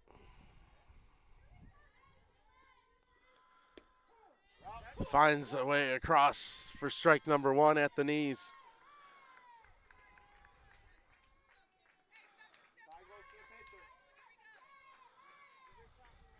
Thompson trying to get out of this with only a run deficit. Strike 2 as that one breaks across. 1 and 2, Thompson 1 strike away from putting an end to this 7th inning rally by the Stags. I have seen them climb in front.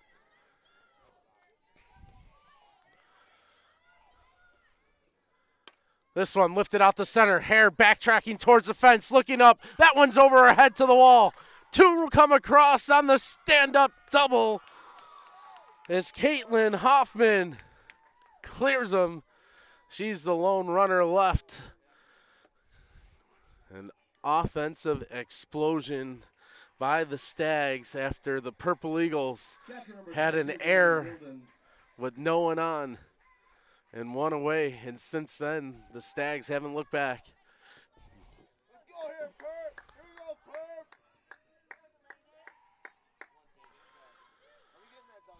The catcher, Delaney Wielden, now at the plate.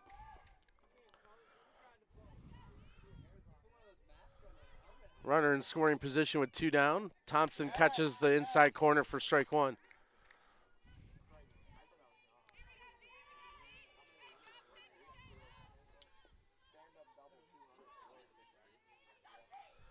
Thompson delivers. High and outside for ball 1.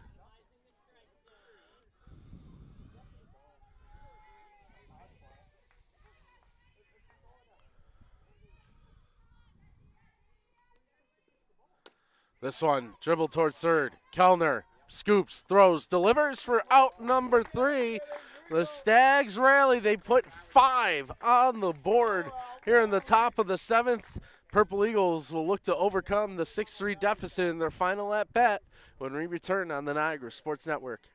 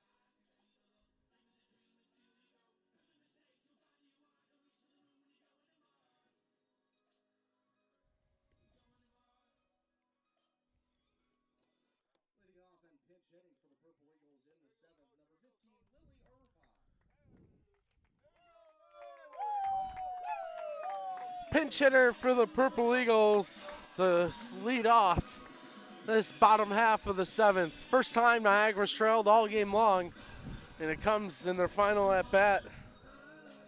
Down by 3, and they'll turn to Lily Irvine, the freshman out of Delaware, Ohio.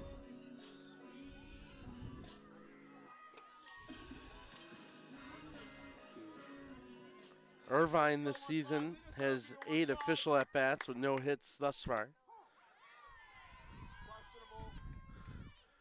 Ball 1 to Irvine. And now, Weinberg in position to get the win if she can stave off the Niagara offense for 3 more outs. Just misses outside. 2-0. Purple Eagles have been successful in getting their leadoff hitter on. Looking to do it again here in the 7th to spark a rally.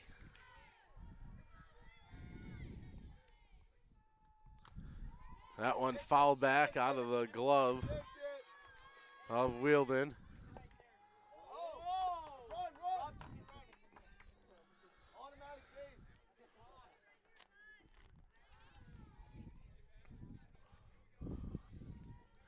So the 2-1 count now. Weinberg's thrown 56 pitches so far. This number 57 upcoming. Right back up the middle by Irvine. Will get by the diving effort. Purple Eagles get the leadoff batter aboard once again. Sam Ayer, 2 for 3. Has made solid contact in all 3 at-bats. Chance here with another hit to bring the tying run up. As Irvine pinch hitting for Mackinac in the 2 spot. Now the 3-4 hitters for the Purple Eagles in their lineup. That one comes up high at the letters for ball 1.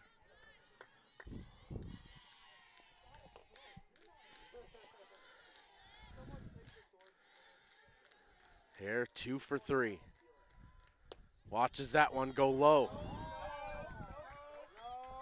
Now 2-0 to the Niagara center fielder.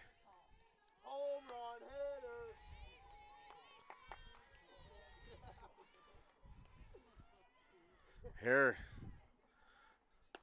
goes after that one with a healthy swing, but Weinberg got it by.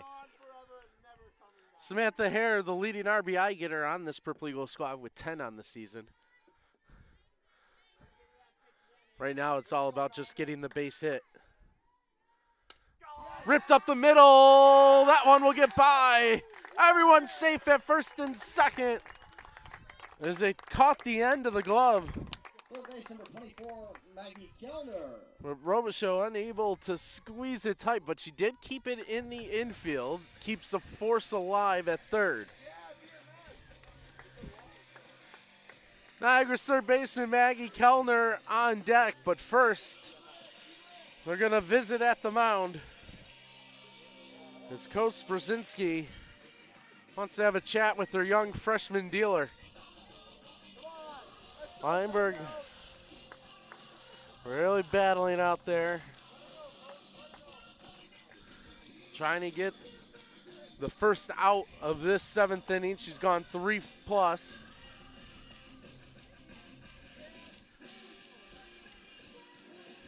Four hits surrendered by Weinberg with 1 run. It was earned, 1 walk, and 4 strikeouts.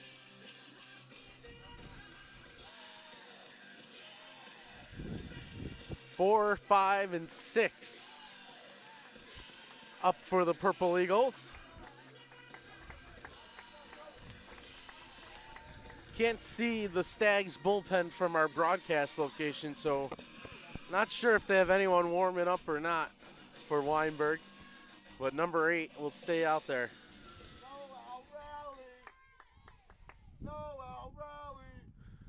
Kellner swinging at the first one upstairs. Weinberg blows it by.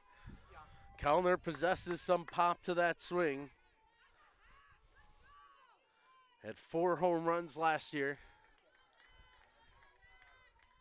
Represents the tying run and swing and a miss on that. 0-2 in a hurry.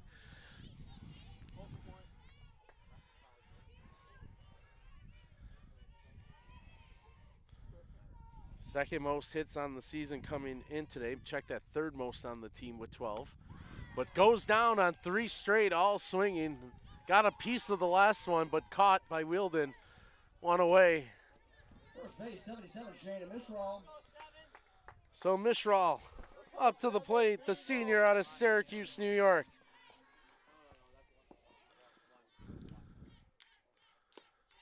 Sees that one just miss low. 1-0 count.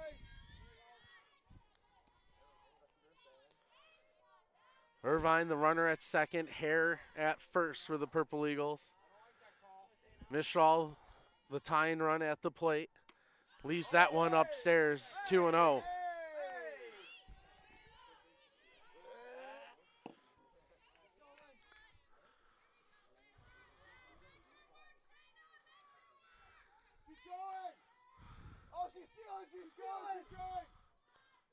That one straight across the plate. First strike one. 2-1 now as Weinberg finds the first strike of this at bat.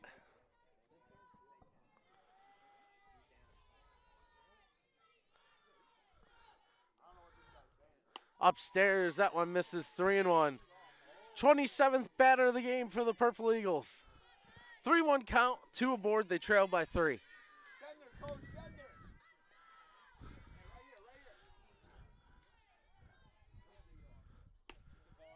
That one missed for ball 4. Weinberg went with a little bit of an off-speed delivery there, but just misses.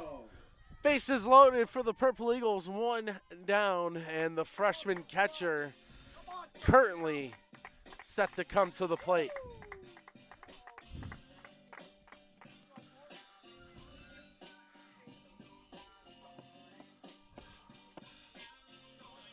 Pinch runner is Mackinac will come back in for Irvine, who pinch hit first, so she'll be the runner at third. 1 down. Niagara freshman catcher, Sophia Marrero. The go-ahead run at the plate with the bases juice. Swings at the first one. High in the air to center. Mackinac looking the tag. Grabbed by Hoffman. Mackinac coming home will slide in safely. That run trims the deficit to 2, but it inches the Stags closer. Now in need of one more out to close it out here in the bottom of the 7th. McCullough to the plate to try to keep the Purple Eagles' hopes going.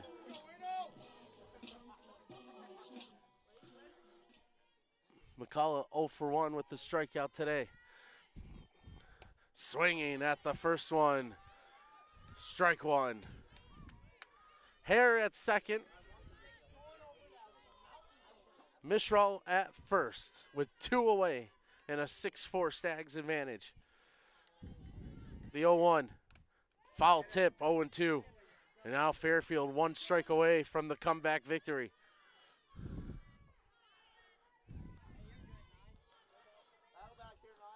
And for McCullough, have to try to protect now.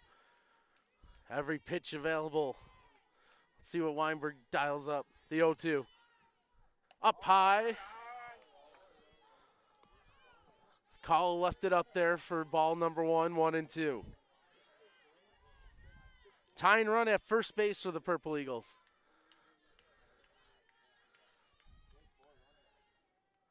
Strike 3 swinging. And Weinberg goes 4 innings and gets the win as the Stags battle back atop of the 7th inning rally in which they plate 5. They get win number 5 in the MAC on the year, 5-4. Purple Eagles 0-5 within the conference. Don't wander too far. Game number 2 coming up in about a half hour as the Stags victorious in this one, 6-4. See you in a moment with game number 2 on the Niagara Sports Network.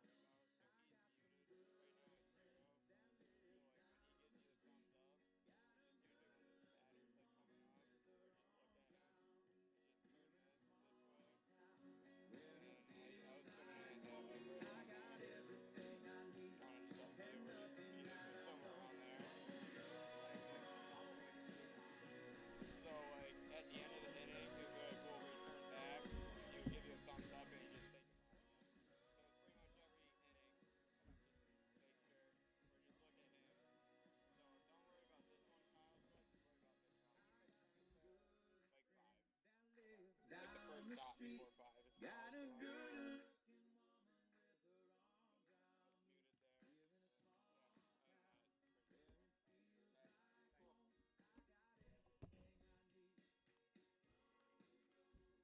It's muted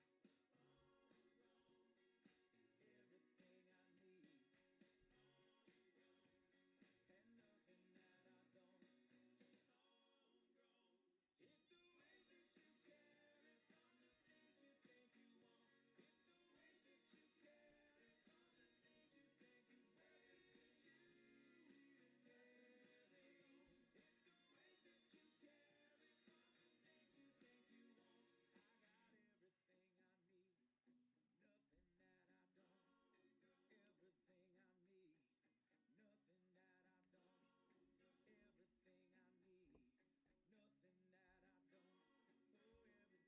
Yeah, it's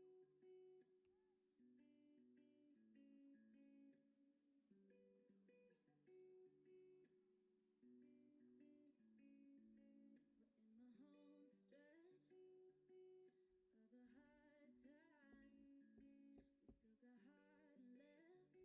Cool. I got everything I need and nothing that I don't. Everything I need and nothing that I don't. It's the way that you carry from the things you think you want. It's the way that you carry from the things you think you want. It's you carry on. It's the way that you carry from the things you think you want. I got everything I need, nothing that I don't. Everything I need, nothing that I don't. Everything I need, nothing that I don't. Oh, everything I need, and nothing that I don't.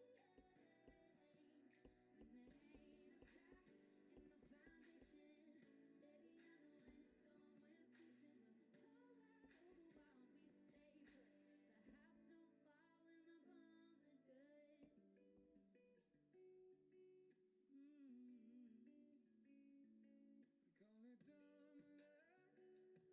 We took a hard left, but we're alright. Yeah, life sure can try to put love to it, but we built this right, so nothing's ever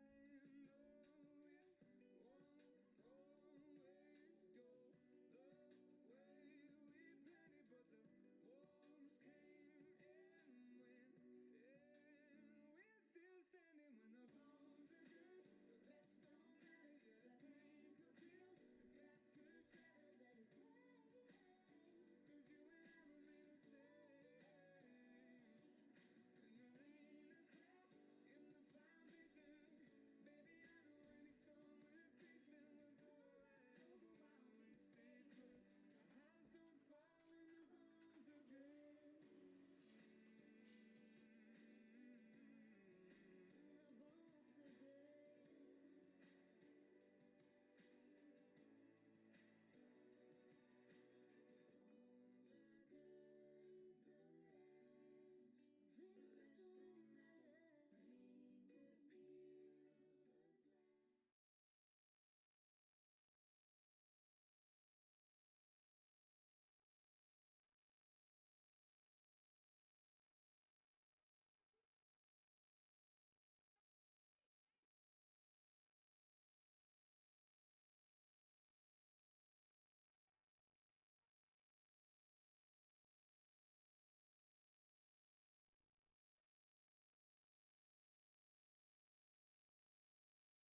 while we stay put. The house don't fall when the bones are good. When the bones are good. Bones are good, the rest don't matter. Rain could peel the glass.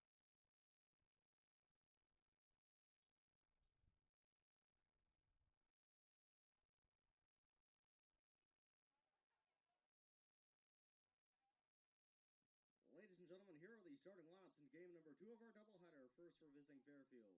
Leading off and playing in left field, number 3, Charlie Warren. Batting second and playing in center field, number 23, Caitlin Hoffman. Batting third and catching, number 22, Delaney Wielden. Batting fourth and playing first base, number 6, Megan Forbes. Batting fifth and playing third base, number 21, Anna Paravate.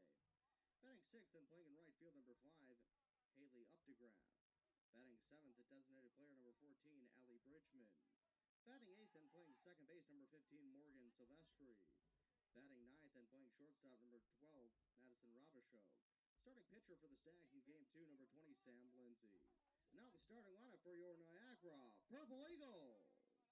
Leading off and playing shortstop, number 5, Lindsay Mayo. Batting second and playing in center field, number 9, Samantha Hare. Batting third and catching, number 24, Maggie Kellner. Batting fourth and playing first base, number 77, Shayna Mishra. Batting fifth and playing second base, number 12, Haley Saname. Batting sixth, the designated player, number 11, Riley Crum. Batting seventh and playing third base, number 20, Hannah Mingle. Batting eighth and playing in left field, number 14, Katie Mackinaw. Batting ninth and playing in right field, number 7, Kaylee Haynes. The starting pitcher for the Purple Eagles in game 2, number 19, Kara Leone.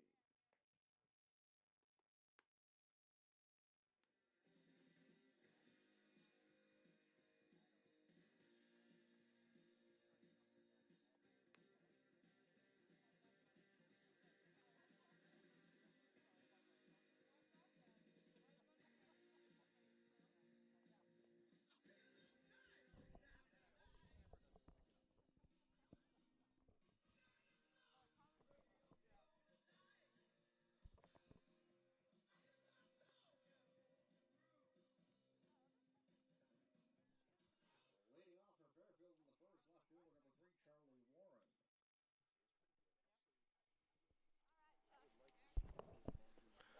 Welcome back to the softball field here on the campus of Niagara University for game number 2 of our doubleheader. As the Purple Eagles, a couple switches in the field. We'll get you to those in a moment, but leading things off, after a 6-4 win for the Stags in game 1, will be Charlie Warren once again. Patrolling left field is Warren, big part of the 7th inning rally, and sees that one just miss as it goes outside. Starting in the circle for the Purple Eagles, number 19, Kara Leone. Leone, the senior out of Williamsville, New York. Originally went to UB here locally in University of Buffalo before transferring over to Niagara along with Hickingbottom in the same year. She finds her first strike of today's matchup on the season. Leone 0 for 4 with 0 wins, 4 losses, 6.35 ERA. This will be appearance number 16, but start number 3. As she uses the breaking ball to get strike number 2. 28 2/3 innings pitched with 46 hits, 37 runs, 26 of the 37 earned, 8 walks with 4 strikeouts. Hitters batting .357 off Leone so far this year. Getting a piece for the foul ball and keeping the at-bat alive is the dangerous Charlie Warren. .370 average heading into today's action. Was stifled early by Hickingbottom, was 0 for 2 before coming through in the 7th as Leone goes up high and just misses on that offering.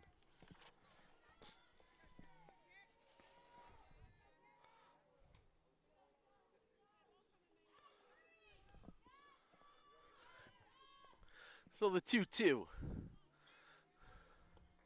This one ripped at short. Mayo's there to grab it with the left glove for out number 1 is Mayo.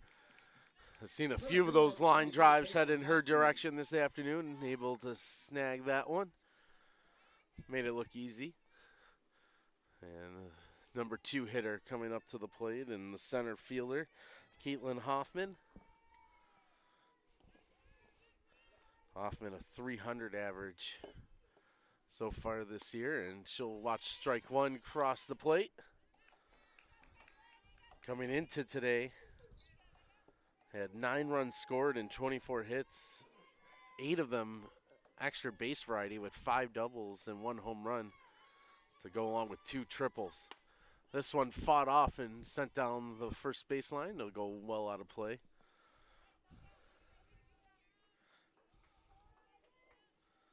Hoffman, a 5th-year player out of Slantington, Pennsylvania, where she attended Northern Lehigh High School. A lot of power in that outfield for the Stags with their 2 top hitters at the lineup. This one put through the hole between Mingle and Mayo, and a hit for Hoffman. With only one away, they have one aboard Fairfield. Wielding going to catch back-to-back games. Purple Eagles did make a change behind the plate as Kellner will shift from third base to catcher. Mingle taking over at third. And at the plate, Delaney Wielden, freshman out of California. Swinging at the first one, came up empty. 0-1 as Leone finds strike number 1.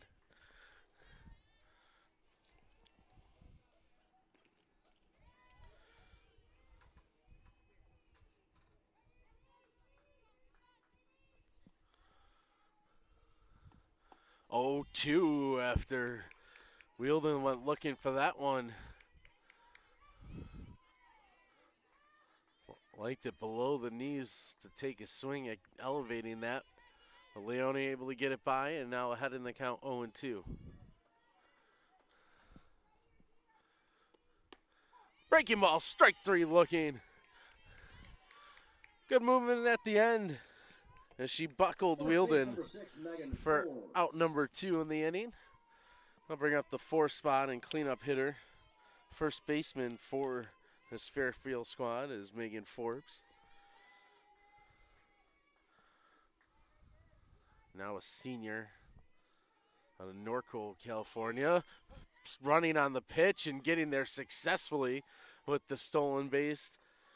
Is catching the Purple Eagles a little off guard that time was Hoffman. And for Hoffman on the season, that's steal number 6 on 7 attempts.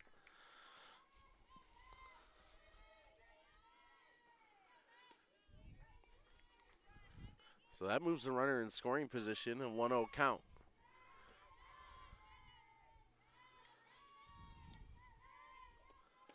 That one comes inside. Healthy jump off the bag, that time from Hoffman. Playing second base in this game is Tsunami, who came in a pinch hit appearance in game number 1.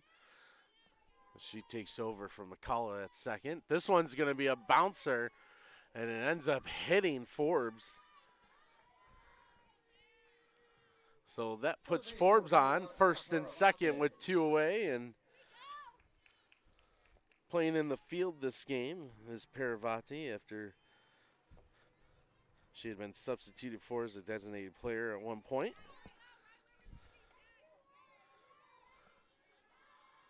Leone suddenly with 2 aboard with 2 out. This one a bouncer right back to her. Caught cleanly. Underhand flip in time. Out number 3. Purple Eagles able to get out of the inning without surrendering any runs on a hit batsman, and no runs scored. We head to the bottom half, scoreless on the Niagara Sports Network. In the first, no runs, 1 hit,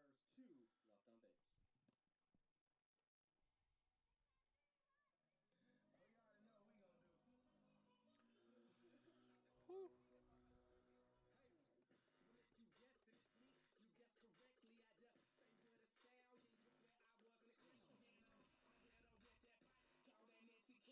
number 5, Lindsay Mayo.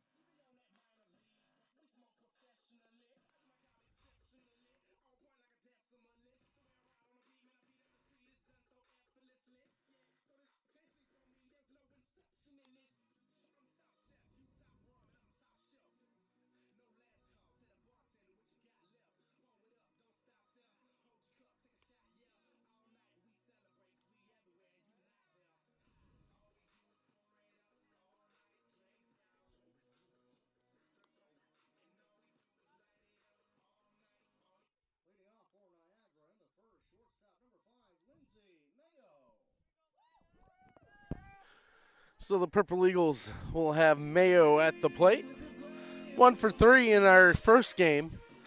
And she'll head up against the starting pitcher for Fairfield, the senior Samantha Lindsay. For Lindsay, this is her 16th appearance and 11th start. Starts off with the ball to Mayo. 3.15 earned run average for Lindsay this season in 60 innings pitched. She's gone the distance in 3 of her 10 starts so far. 61 hits, 35 runs, 27 of them earned, while issuing 33 walks and 22 strikeouts. Mayo lays down the bunt. She'll beat it out for a hit and get Niagara started as their leadoff batter once again aboard. Purple Eagles were efficient in doing that in game 1 as they had the leadoff batter aboard in 4 of the 7 innings. Mayo drops that bunt, gets aboard. Number 2 hitter for the Purple Eagles is Samantha Hare. Hare made a lot of good contact in that first game, and she rips one through the left side hole for a base hit. That one skips away. Mayo's going to try to get to third on it. Throw comes in. She's in safe. Hare will take advantage and advance to second as well on the throw to third. Purple Eagles off to a good start offensively with the bats. A bunt single and then one ripped through by Hare. And that'll bring up the 3 spot as Kellner's ditched the catching equipment for the batting. As she comes up with first base vacant, second and third occupied by Hare and Mayo respectively, and no one away in the bottom half of the first. So some adversity for Lindsay to face early on in this outing as Kellner comes out swinging. That one's fouled back to the screen.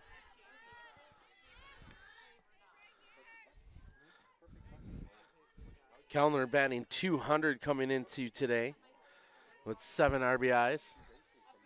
Has potential 2 out there with the hit here.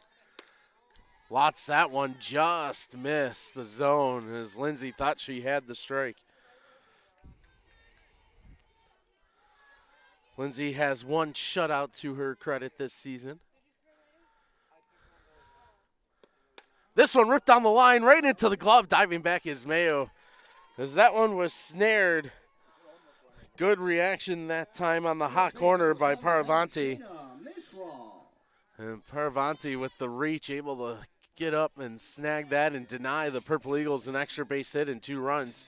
So instead, 1 away in the cleanup spot, and Mishral in the box takes that one on the inside corner, 0-1.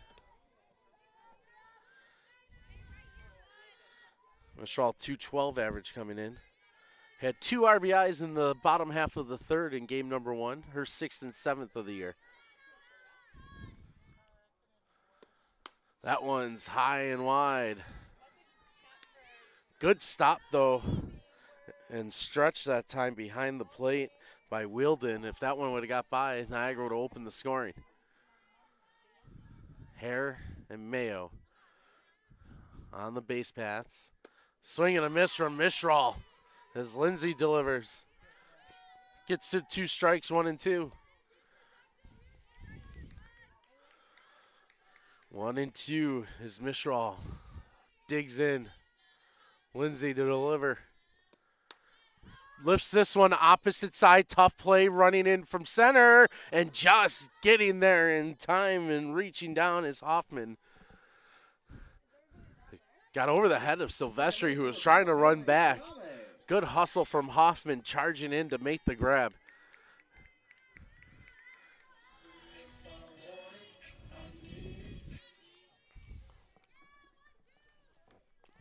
So now 2 away with runners at second and third. At bat for the Purple Eagles, Haley Tsunami, freshman out of Cheektowaga, came in as a pinch hitter in the last game and was able to deliver in that situation. Now here with 2 outs and 2 aboard in the bottom half of the first. Takes that one on the inside as Wielden tried framing it but couldn't draw the call.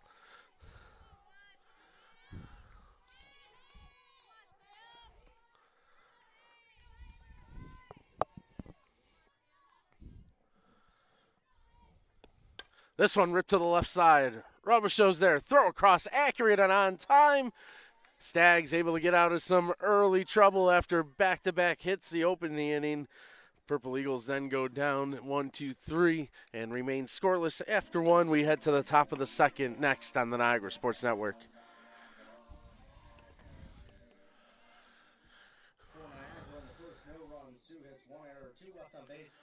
scoreless.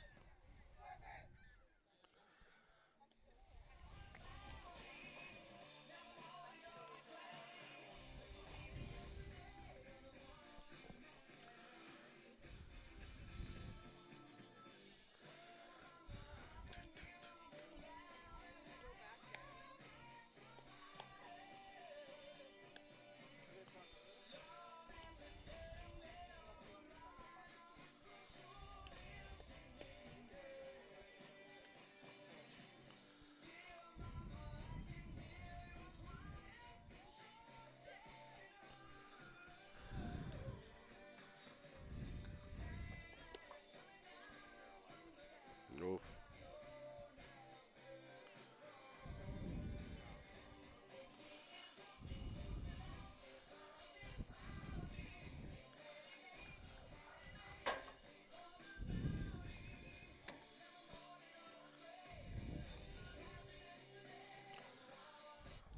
Leading off for the Stags in the second.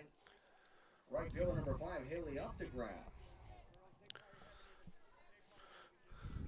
Top of the second inning, it will be led off by the senior Haley Updegraff. Updegraff 253 average coming into today's play.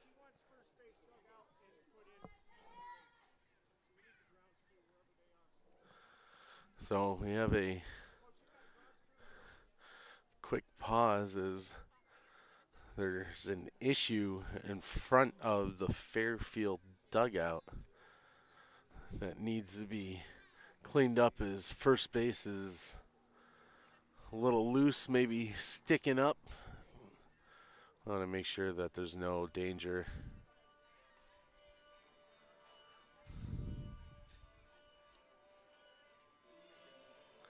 So head coach Larry Puzon and Coach Brzezinski talking things over what's going on over by first base. Umpire crew called for the grounds crew, but they seem to be satisfied now with what the situation is. So here we go. Updegraff, the start inning number 2.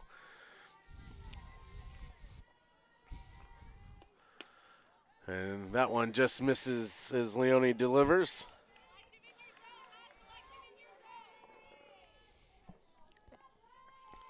Leone, Williamsville, New York native. Second year with the Purple Eagles. And her senior overall falls behind 2-0. Updegraff got things going for Fairfield as part of that comeback in the 7th inning, as that one ends up missing low, and it's a 3-0 count to the Stag center fielder. Or excuse me, Updegraff out in right field this game.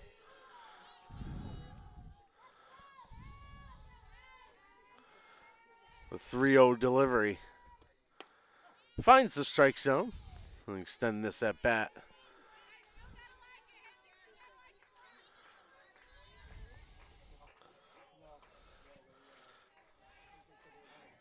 Leone issuing double the amount of walks and strikeouts, but it's been in limited numbers with 8 walks and 4 strikeouts, and goes off speed and pulled the string.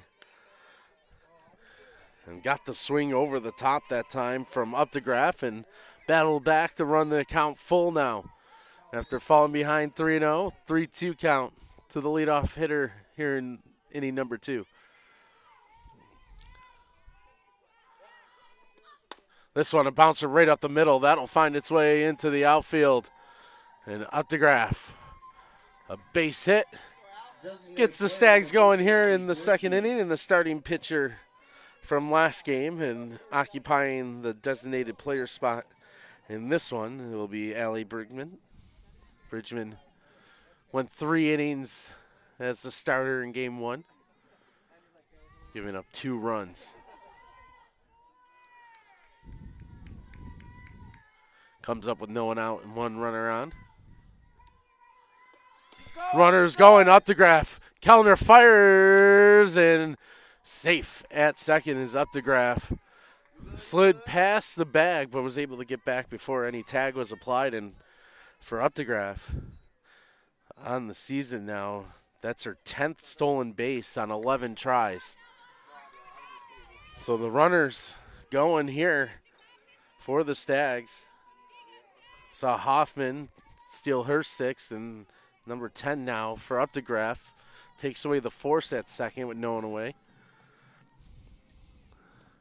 A bounce over to third. Mingle fields cleanly, checks the runner a couple times before firing over for the out to make sure Updegraff wasn't entertaining ideas of heading over to third base.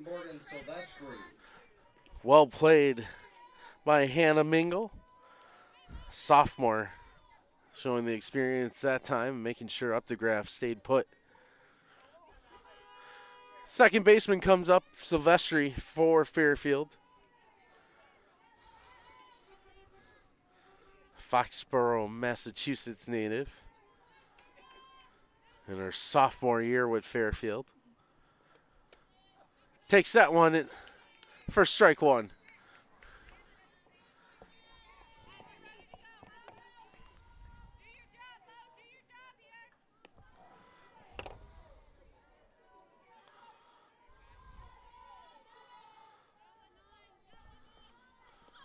This one's going to be bunted down, but the spin in English on it will make sure it heads over the foul line, and the Purple Eagles pounce as soon as it crossed. 0-2 count now to Silvestri.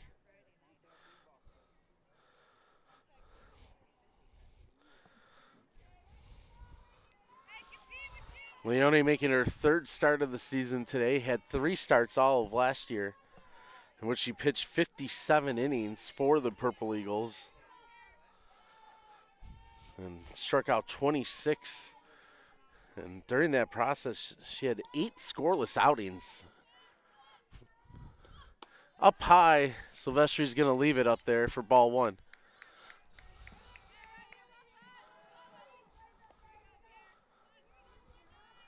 Attended Williamsville East High School, did Leone under head coach Chris Sturr, and one season had a 12-0 record as this one's bounced off the glove, Leone. Tough play at second, not in time.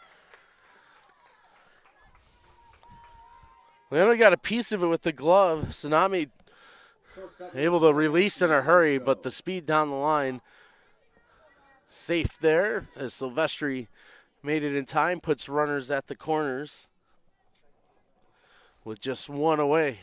And the number 9 spot in the lineup coming up as the shortstop Robichaux settles in. During that perfect 12-0 season for Leone, had 5 shutouts and a no-hitter. So dominant that year. Another runner going. Silvestri as they cut off the throw to make sure that they didn't have a runner going from third to home, and a timeout is called.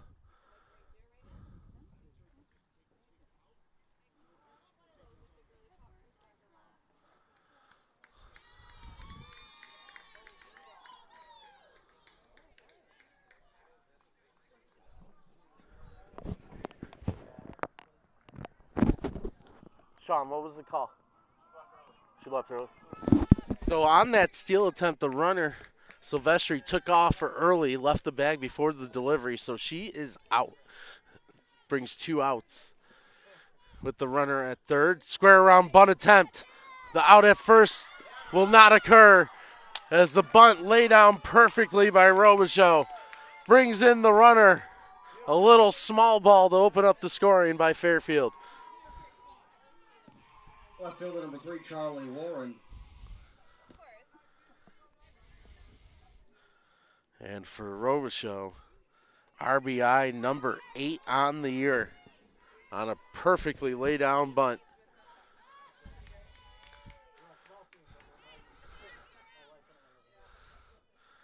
Stags opening up with that. As Warren back to the plate, top of the order.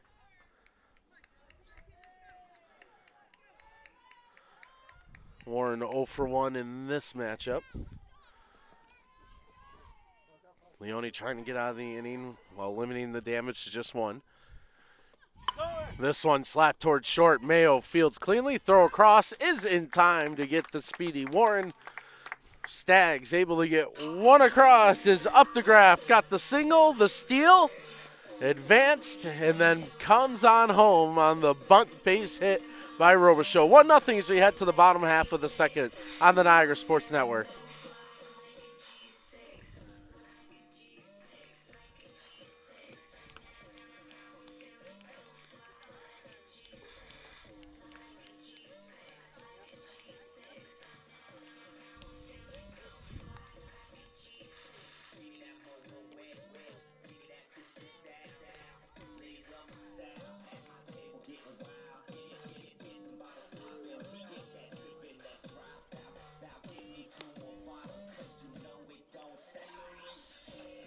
Leading off for the Purple Eagles in the second, designated player number 11, Riley Crum. 6, 7, and 8 spots due up for the Purple Eagles in the bottom half of the second. They trail 1-0.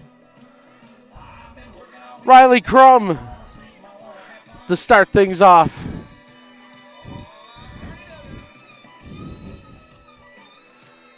Gave one a ride to left, just missed clearing. Had warning track power in game number one. Crum takes the first one low for ball one.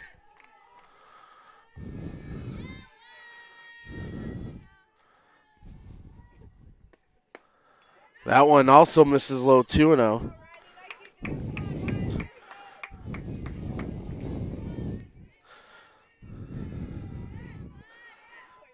Crum, normally a starter in the second game as the pitcher, but taking the designated player spot for both of the outings here today as Leone grabs the start in game number 2. Again, Purple Eagles with a doubleheader tomorrow afternoon starting at noon against Iona.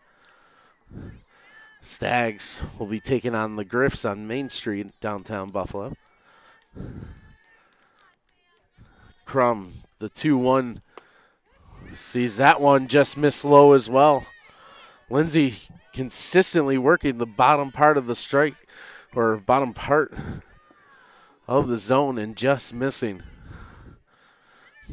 So now the 3-1 for Crum. That one misses inside. Ball, oh no, a strike. He called the strike. Good framing that time. So count runs full 3-2.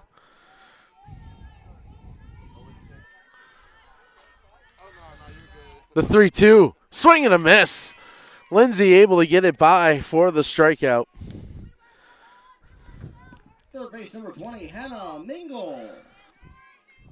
Strikeout not the biggest part of Lindsay's game with 22 and 60 innings pitched. Gets one there, and Mingle comes to the plate for the Purple Eagles.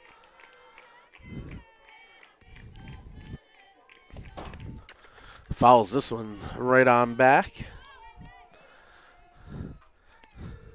Mingle came on as a pinch runner in game one, as that was her 23rd appearance of the year. This is her 24th and 20th start. This one will stay in fair territory. Tough play for Lindsay. Popped out of the glove of Forbes. It would have been a close play even if she caught it cleanly. And the Purple Eagles have one aboard with one away. Katie Mackinac. Mackinac steps up to the plate. Mingle last year had one stolen base. This season, she's 1 for 1. Mackinac tried laying off of it, but ended up foul tipping the one up and in for strike one.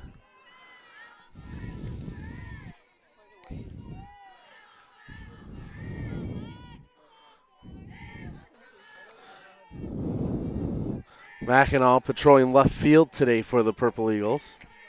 As the senior puts this one right up the middle. They'll tag Mingle. Throw to first in time. Silvestri did it all. As she applies the tag, the strong throw gets the Stags out of the inning, and they will head back to the plate up by 1 as we make our way to the third on the Niagara Sports Network.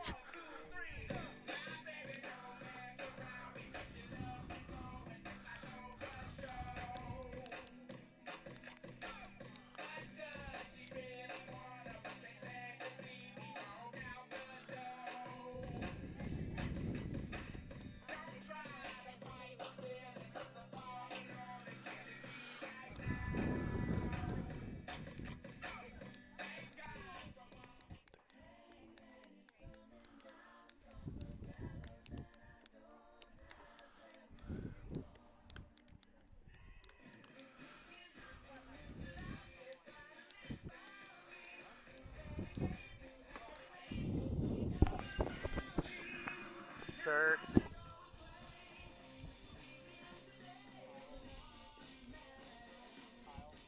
Sir, I'm going to have to ask you to move. I don't. What'd you get? Leading off for Fairfield in the third, center fielder number I'm gonna have to, 23, way Caitlin crop it. Hoffman. Oh, yeah. I don't have a very big one. Number 2 spot in the order to lead things off for the Stags. As Hoffman 1 for 1 as she reached back into inning number 1.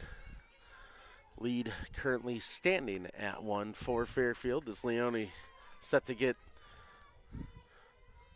inning number 3 started as she comes set. Finds the strike zone for strike 1.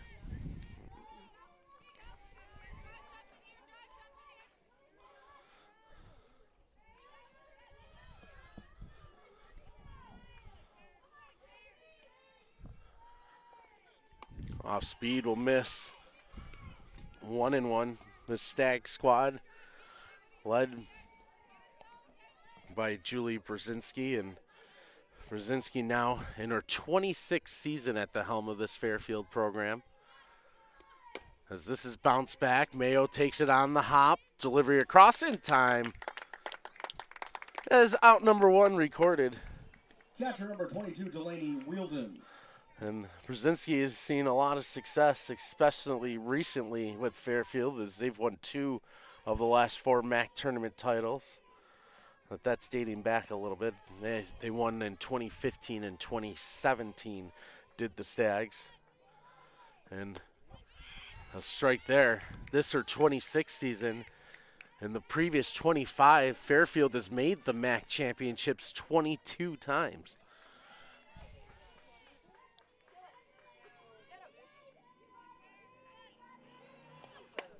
This one swung on, stopped down over at second. Good play by Tsunami for out number 2. Number 6, Megan Forbes. That'll bring Forbes to the plate with 2 away and no one on.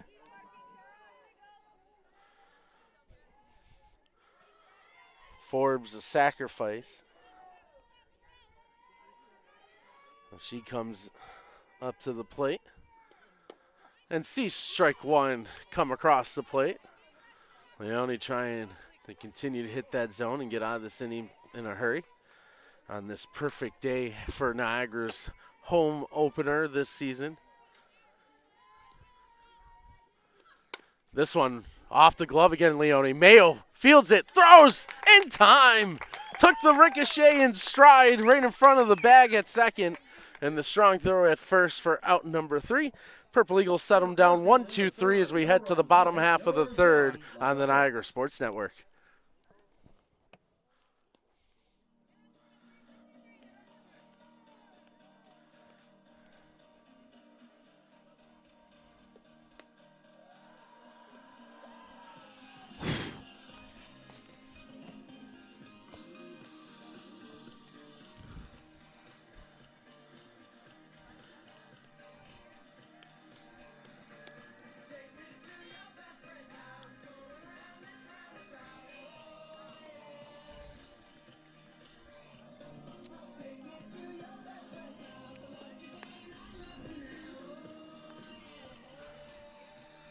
Leading off for Niagara in the third, right fielder number 7, Kaylee Haynes.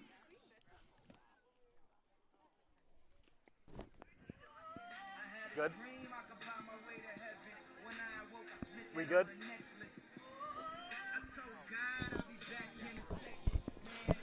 The right fielder to lead things off, and Kaylee Haynes for the Purple Eagles in this Thursday, trail by 1.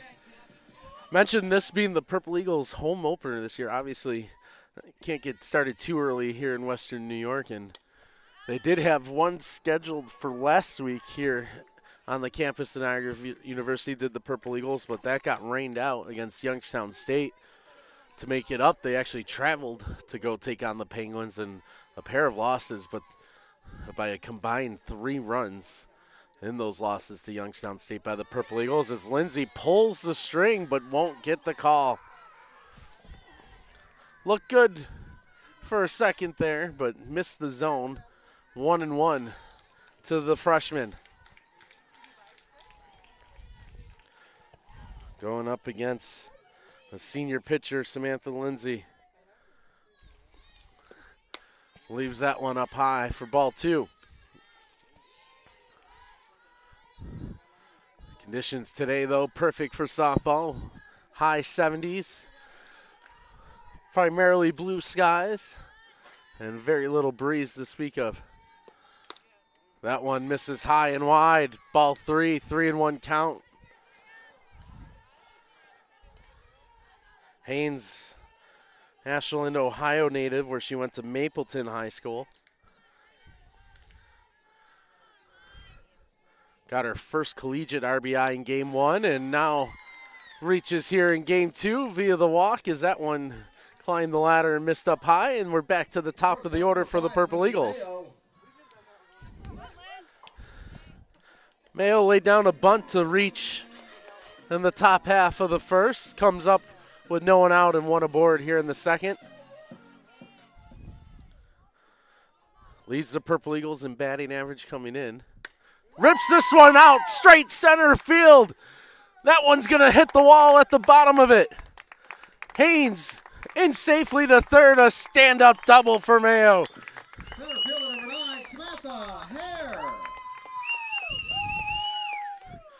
For Mayo, her 6th double on the season. Puts runners at second and third with nobody out, and that will prompt a visit from the coaching staff of the Stags. So Mayo, 2 completely opposite hits. One that ended up about 6 inches in front of the plate, and that one ended up about 6 feet from clearing the fence as it caught the base of the wall. And that brings Samantha Hare to the batter's box. With no one away, Purple Eagles trailing by 1.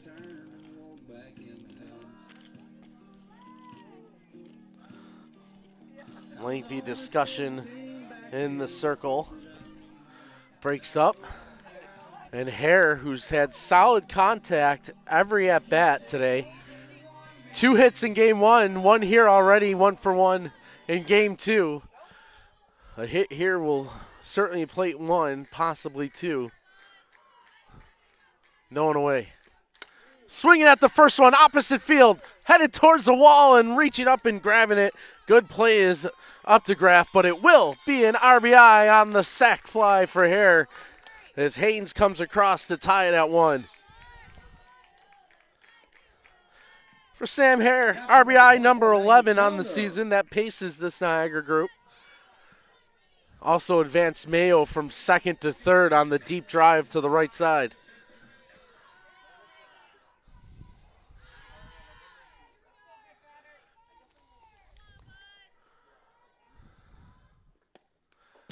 That one caught Kellner up high. Caught it right on the forearm, it looked like, and the hit batsman will put runners at the corner. And they'll bring Coach Brzezinski over to see if Kellner had swung or caught the ball with the bat at all. But the home umpire very, very sure that he had that one right, and it certainly sounded like ball on skin, not on aluminum. So runners at the corners. 1 away. Mishral swinging at the first one, lifts it high to right center. Updegraff is there, tagging his Mayo. There will be no throw. The Purple Eagles take the lead on back-to-back sack flies. Mishral, an RBI on the sack fly. That gives her 3 on the afternoon after getting a pair in the first game. Niagara leading 2-1 with 2 out and a runner at first in Kellner.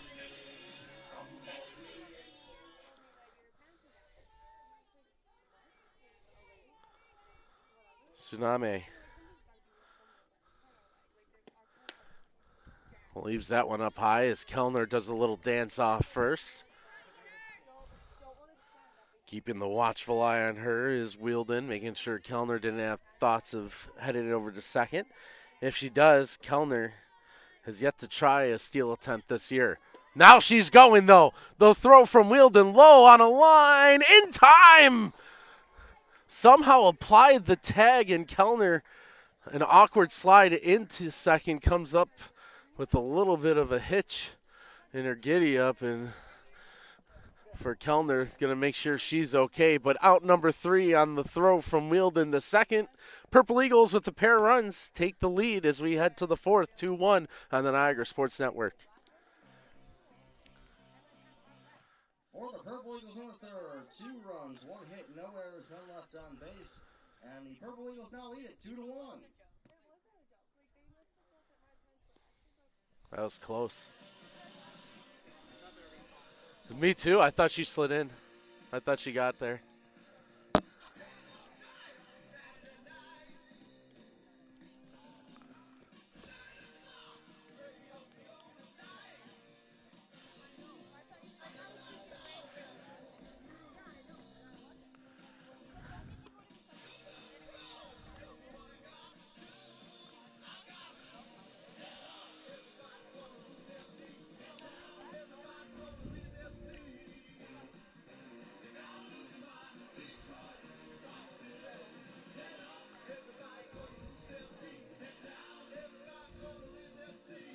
Huh?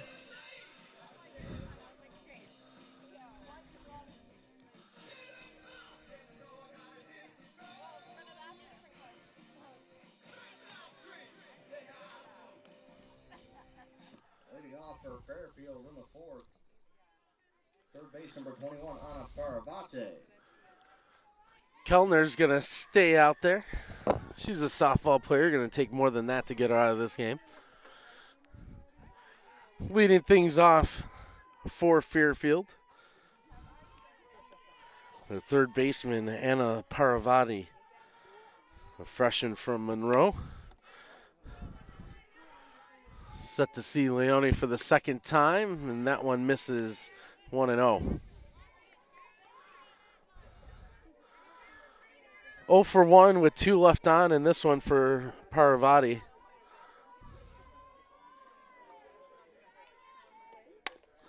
This one bounced out to short. Mayo's there. Tough play at first. Did she get it under control? No. Just leaked away from Mishral as she was fully extended to try to make that snag. But lead off batter aboard for the Stags. And that brings up the ever dangerous Haley Updegraff, who made 2 catches out and right, deep right.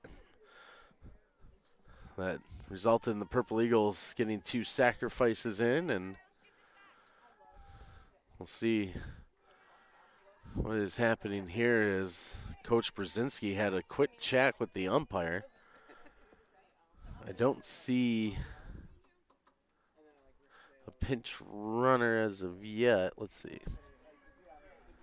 There we go. It is going to be a pitch runner. So coming in will be Ella Watson, the sophomore out of Connecticut, to take over at first base.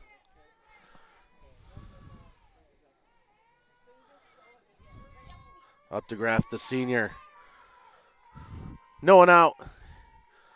Trailing by 1. This one slapped up the middle. Mayo's there. Flips the second. The throw. Not going to be in time, but they get the lead runner. As Mayo to Tsunami able to get Watson at second for 1 away. And Allie Bridgman comes to the plate.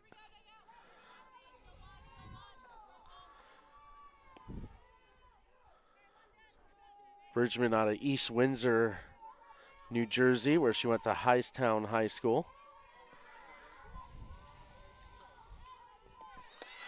Runners going. Kellner's throw high. Mayo able to get it. As Updegraff able to steal, and tough time right now for Kellner considering that slide at the end of the last inning, making it very difficult to get a good base on that throw out to second. Stags have been aggressive, though, on stealing even before that occurred. Gets the runner in scoring position and takes away the force out at second. This one, opposite way through the hole. The throw. That one's going to skip in, and we have ourselves a tie game as Updegraff able to cross. The RBI goes to Brigman, and Fairfield able to answer back as they tie things up at 2 with 1 away and a runner at second. That one was ripped in the other direction by Bridgman. No chance as Mishral laid out. And trying to work on keeping the third base clear of that dirt. Make sure no one's slipping on it.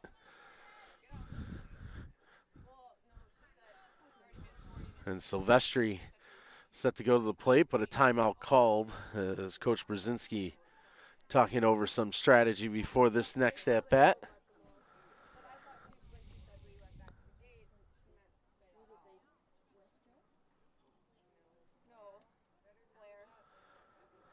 Bergman missed a good chunk of last season after she got hurt in late March. But in one of the outings she had, she got a victory in a complete game shutout of South Florida. And South Florida was a top 25 team at that time until they ran into Bergman in that shutout win for Fairfield. This one sent out to right field. Settling under it, making the grab is Haynes, and the runner able to successfully make sure she wasn't thrown behind as the throw went all the way to third, and Brinkman was taking no chances with just one out. Shortstop 12, Madison Robichaud. And Robichaud, who has an RBI in this game, got the Stags on the board with a bunt single with 2 outs and the runner on third. Back in inning number 2. Sees this one skip on by. Brigman going to go all the way to third. And now the go-ahead run sitting on third base.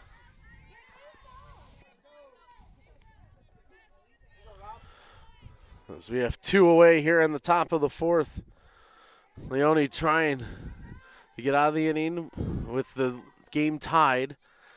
That one just catches the outside corner for a strike.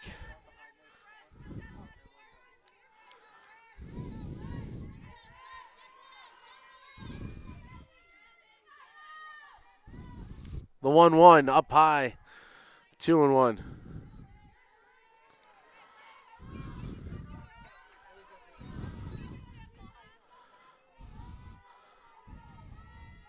One for one with that RBI so far in this game is Robichaud. Takes that one inside for ball number 2, 2-1 now.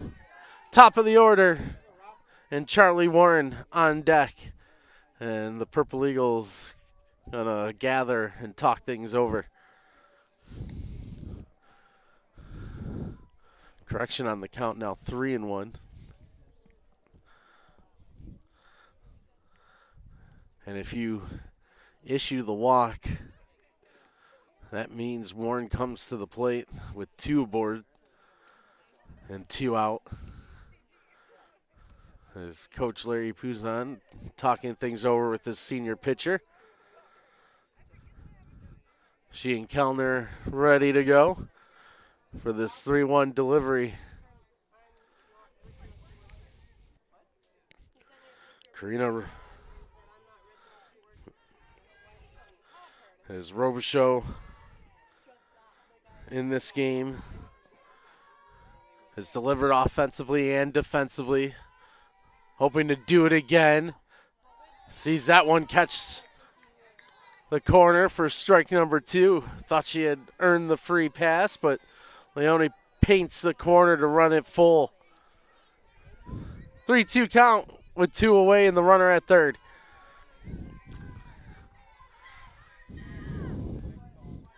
This one bounced over the left side, gets by Mingle. That'll play Brinkman, and the Stags hop back out in front, 3-2.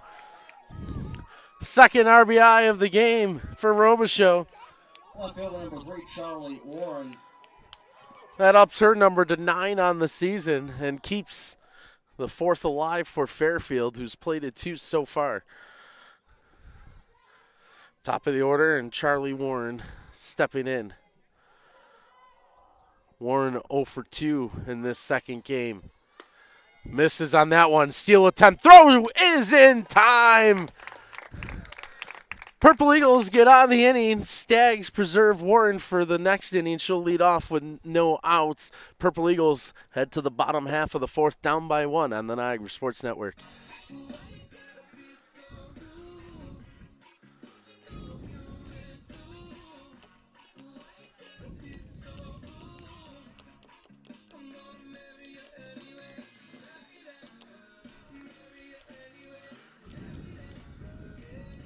For the Stags in the 4th, 2 runs, 2 hits, 1 error, none left on base.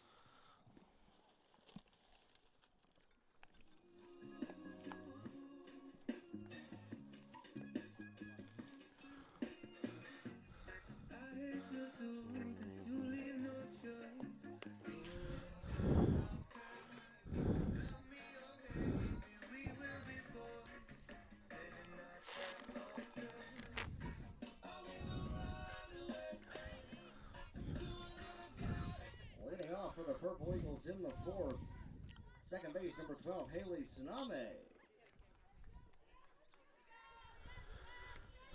Purple Eagles set to head to the plate. 5, 6, and 7 hitters due up in the bottom half of the 4th, with Fairfield leading by 1. Haley Saname, Crum, and Mingle, those batters occupying those slots.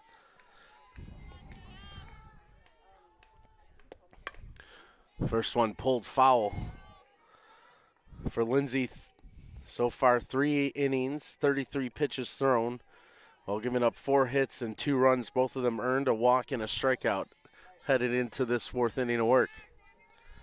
On the other side for Leone, 4 full innings now completed with 46 pitches thrown, 6 hits, 3 runs, all of them earned with 1 strikeout, no walks.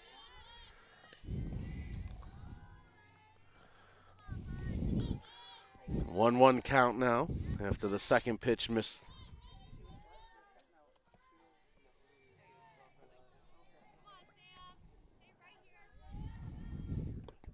This one out to center, but straight on, and making the grab is Hoffman.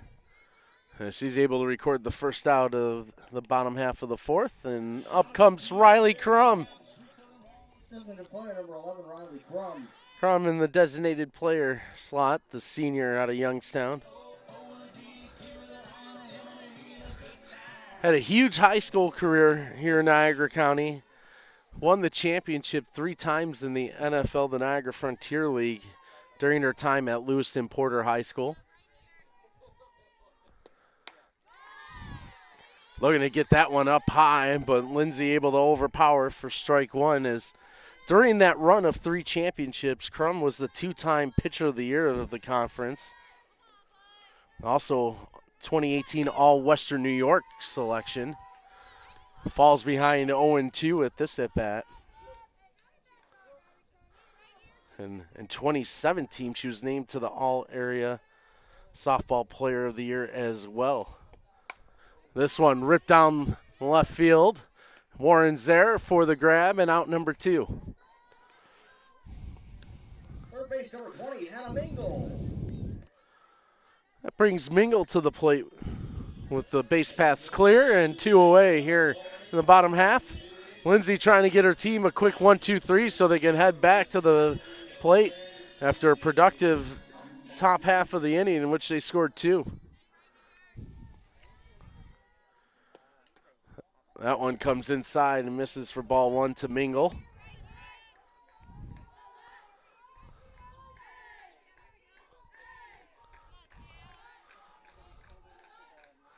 Mingle 1 for 1 so far in this one. Leaves that one outside for a ball.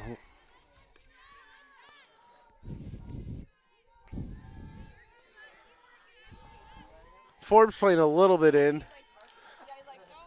As is Paravati on the third base side, but everything else straight away as Mingle fouls this one back out of play for strike two.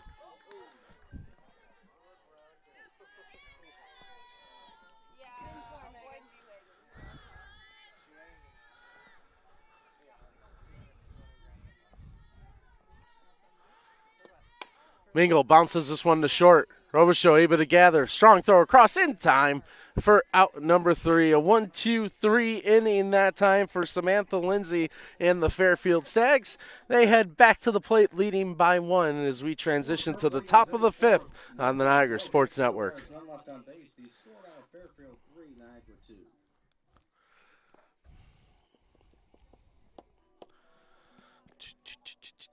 Top of the order.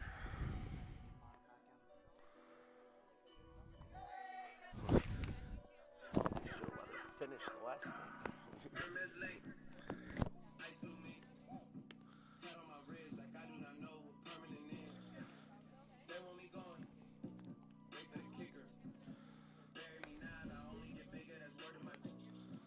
Fans, we have a pitching change now in the circle for the Purple Eagles, number 16, Maddie Hickingbottom.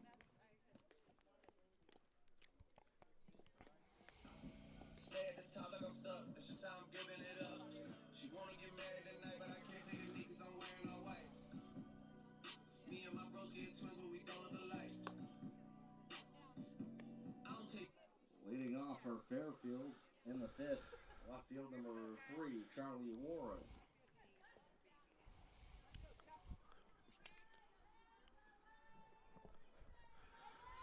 Top of the order for the Stags is coming into pitch for the Purple Eagles is Hickingbottom, who started the last game and went 6 1/3 before things started to unravel in the top half of the 7th for the Purple Eagles, in which the Stags scored 5 runs in their journey to a 6-4 win in the first game.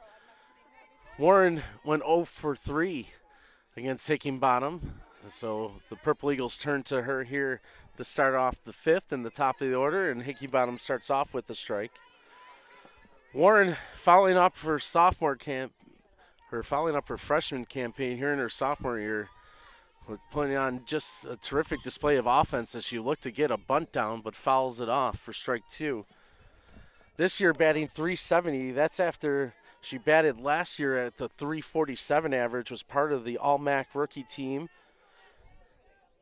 Had 41 hits in 43 games. That was tied for the team lead. Went 18 of 20 for stolen bases, and she won the MAC Rookie of the Year award, but did share it. Still quite the impressive accomplishment for her. And she really finished the season strong, batting .477 in conference play in the final 14 games of the year last season. Count now even 2-2 after a pair of balls, and no surprise that Warren was very good at McKeel Academy of Technology, .360 overall career, and in her senior year, she was the hitter of the year in the Lakewood Ledger. As in that senior season, she batted .556 with 47 runs scored, 11 doubles, and 3 home runs, and 39 RBIs, all done in 27 games played. This one bounced back. Hickingbottom, the snare, throws to first for the out. A high hop, but Hickingbottom able to get the glove up in time for out number 1. 23, Caitlin Hoffman. Center fielder Caitlin Hoffman to the batter's box after Warren is retired.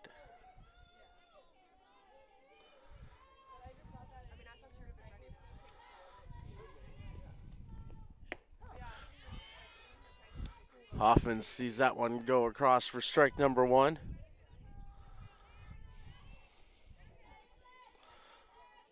Hoffman, much like Warren, a terrific 2022 in which she had 29 RBIs in 20 games played, takes ball 1 there. Last season, she had 7 games in which she had 2 or more RBIs, including her season high of 3 twice against Canisius and Quinnipiac. Swung at a bad one there, though, for strike number 2, 1 and 2.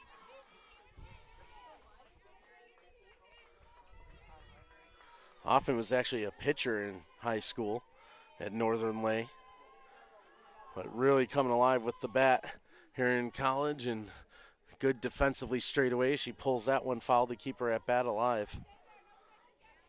Had 20 home runs in her high school career and 67 RBIs.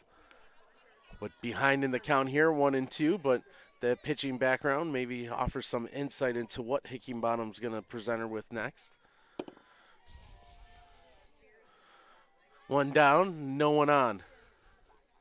This one lifted high and out of play, straight back.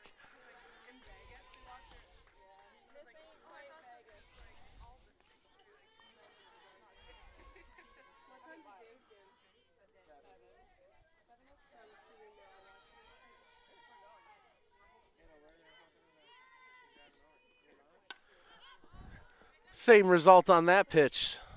Straight back and out of play. Count will stay at 1 and 2 with 1 away.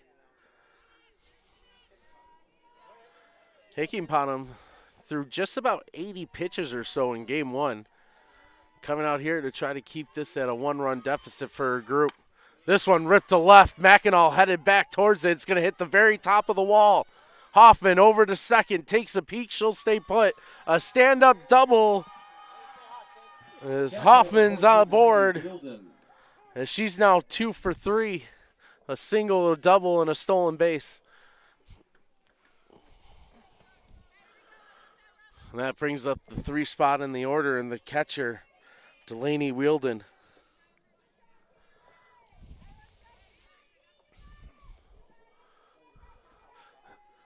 That bomb by Hoffman just missed clearing the fence altogether. Say about 1.5 feet from that top buffer. Wielden fouls this one back.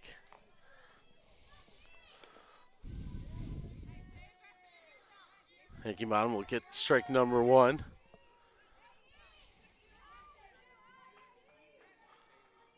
Wielden 0 for 2 with a strikeout in game number 2. Sees that one go across strike 2. Hickinbottom ahead in the count, 0 and 2. That'll take the sacrifice bunt most likely out of play with the 2 strikes now. And with the 3-hitter, you're probably looking for the long ball rather than the short one. As that one misses outside, Hickinbottom wastes 1, 1 and 2. Tsunami keeping and watchful eye on Hoffman over at second, trying to make sure she doesn't get too big of a jump. Breaking ball misses from Hickinbottom, levels the count at 2 apiece.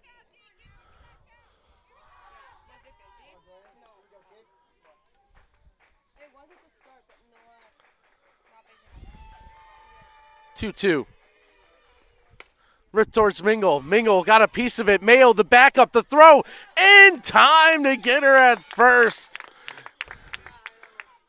Mingle got a piece. Mayo cleaned it up. The strong throw across for out number 2. Hoffman did get 1 station closer. And she settles in at third with 2 away. And the first baseman, Megan Forbes, the senior, steps up against Hickinbottom. Ball 1. Forbes enters today batting .264 on the season. So far in game number 2, she's 0 for 1. Takes that one at the belt for strike 1.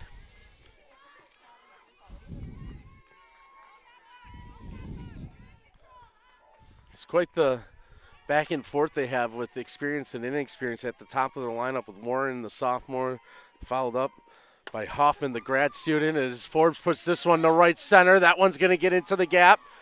Hoffman comes in to score, and Forbes a stand-up double. That extends the Stags' lead to 4-2. Or, excuse me, yes, 4-2. 21, Anna Paravate. On Forbes' double. That brings in an RBI for her. And for Megan Forbes, that's number 10 on the season. Both coaches having a meeting. Coach Larry Puzan's going to go ahead and head to the circle as Coach Brzezinski has a chat with her batter as Anna Paravati set to come up, and Coach Puzan going to check on his right fielder. His Haynes was the one who chased that ball down to the wall, and not sure if maybe she came down a little awkward. She's looking at her lower leg.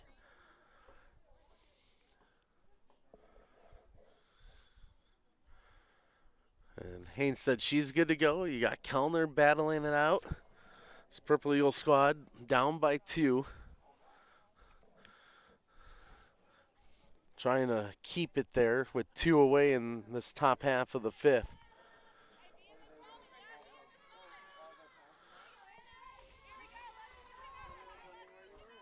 So Paravati steps up with the runner in scoring position, and 2 out. Hickinbottom delivers the fastball strike.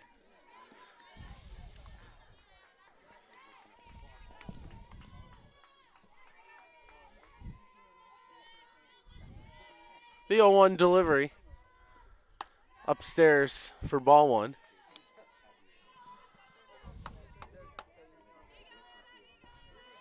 So far, 8 hits for the Stags, 4 for the Purple Eagles. Each team has committed an error. This one ripped down the line, gets by Mingle. They're going to wave in the run as Forbes will cross, and it's another double for the Stags. That makes 3 in the inning, and they've opened up a 3-run advantage at 5-2. And that'll spring the Purple Eagles bullpen into action.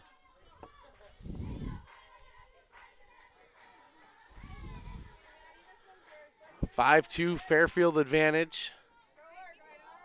And at the plate is Updegraff, and Updegraff 1 of 2 with 2 runs scored and a stolen base.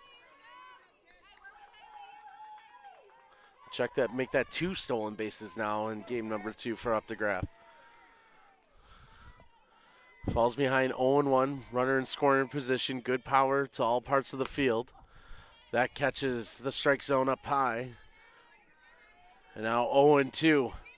Hickinbottom 1 strike away from ending this half of the 5th. See what they elect to do with the 0-2 count. Go on the attack, swinging strike 3 for out number 3. Stags, though, able to add to their advantage. They put a couple across in the top half. Purple Eagles look to answer when we come back on the Niagara Sports Network. For Fairfield in the 5th, 2 runs, 3 hits, no errors, 1 left on base.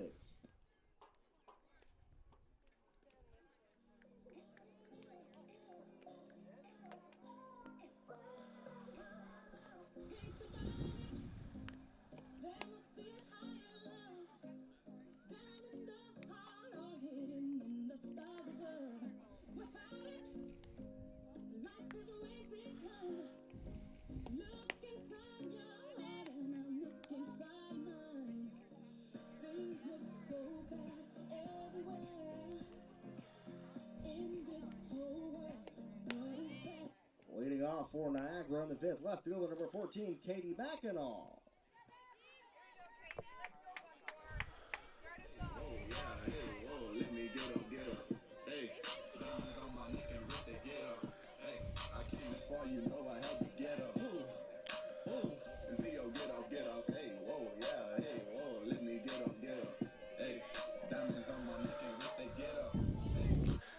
Senior Katie Mackinac, the leading things off for the Purple Eagles. See strike one go across to start the bottom half of the fifth. Mackinac had a career year last season in which she had 24 hits and drove in 10 RBIs while scoring 8. And she's swinging at that one. Ends up going foul by the Niagara dugout, and she's in the hole 0-2. During that campaign last year, had a 3 RBI game against Monmouth and also stole her first career base against the Penguins of Youngstown State. Off speed, gets a piece, taps it out the short. Good charge and toss across, as that was handled cleanly that time by Robichaux, and out number 1. Kaylee Haynes. That'll bring Haynes to the plate for the Purple Eagles.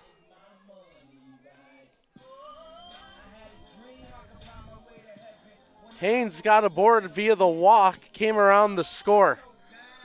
Back in inning number 3. Comes up with no one on here and sees that one miss just inside. 1-0 count.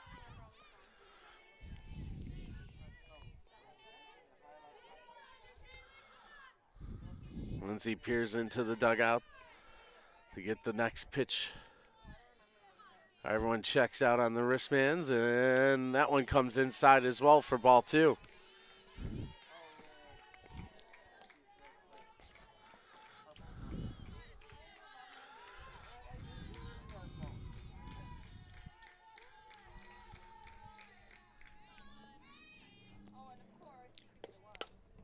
The 2-0 put out to right field, but that's going to escape the field of play for strike number 1.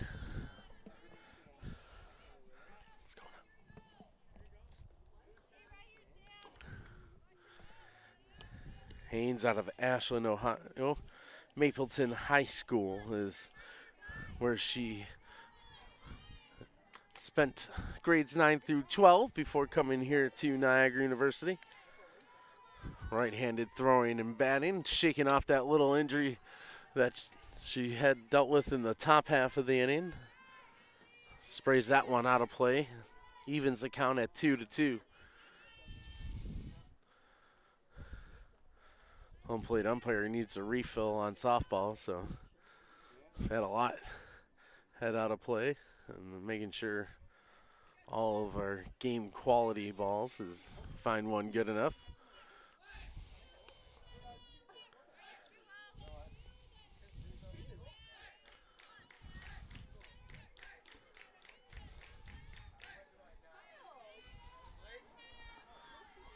The 2-2 delivery. That one misses high, runs the count full.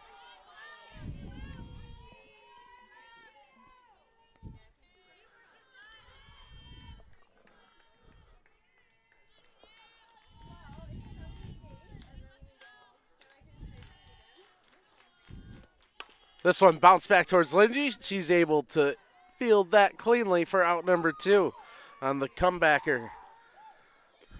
Shortstop number 5, Lindsay Mayo. Top of the order for the Purple Eagles with the base paths clear and 2 away.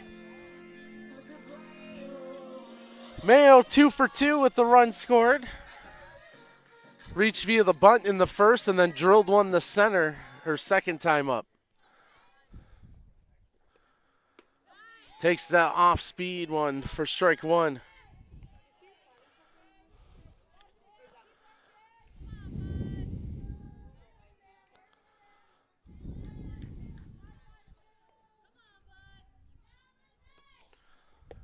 Swings at this one, pulls it down the line, but it'll go foul. So now Mayo behind in the count, 0-2.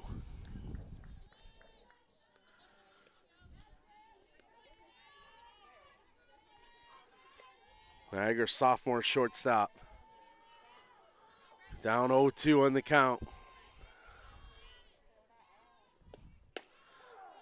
Goes down looking. Is Lindsay able to paint the corner? Strike number 3. Gets the Stags out of the 5th with their lead intact. All right, fans, we head to the top of the 6th with Fairfield up by 3 on the Niagara Sports Network.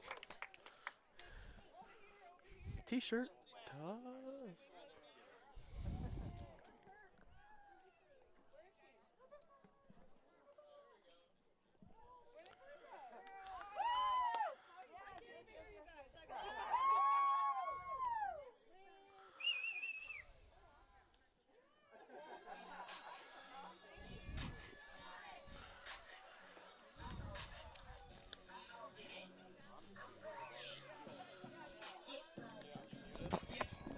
Your neck's really burned, just a heads up. Oh, I figured. I could feel it. Where'd you get this from? Bought it myself. Sorry. Yeah. It makes me feel better. I haven't got much either. What size hat? Medium large. If it's fitted, I have to look Fairfield up. does go to player number 14, Allie Bridgman.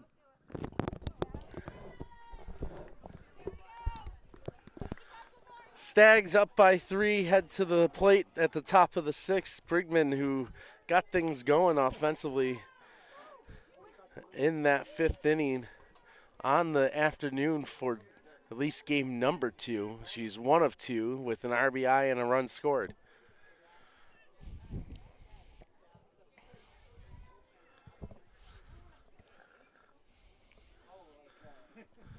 Couple changes for the Purple Eagles defensively. Mackinac goes from left to right. Entering into catcher, returning to that role, number 44, Sophia Marrero. Kellner will head to third. And I believe Mingle is out in left.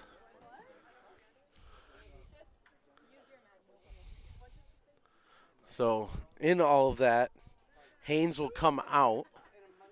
We saw her dealing with something on the lower right leg. Did take her at bat in the last half inning, but will be substituted for this one.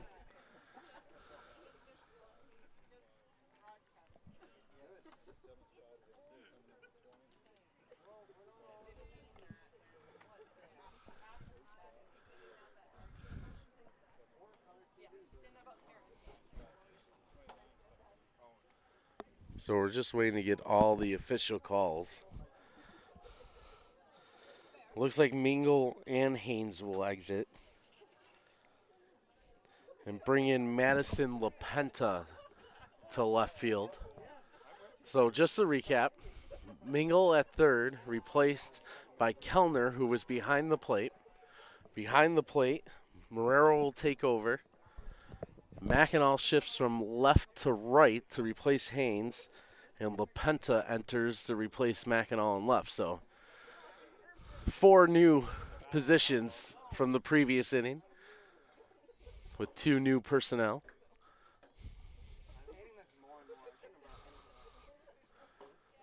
As Brigman patiently waits for all of that bookkeeping to be completed. Fairfield with the win here will improve to 6-4 in conference play. And they will head to Canisius, who is 4-2 in conference play headed into today.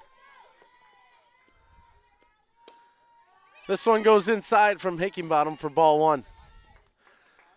Both these teams again slated to play doubleheaders tomorrow.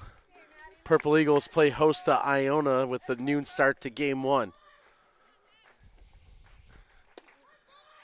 That one just misses low.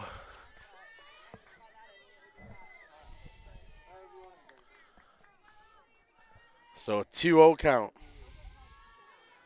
As Brigman digs in, Hickinbottom will not find the zone. That one leaked inside, 3-0.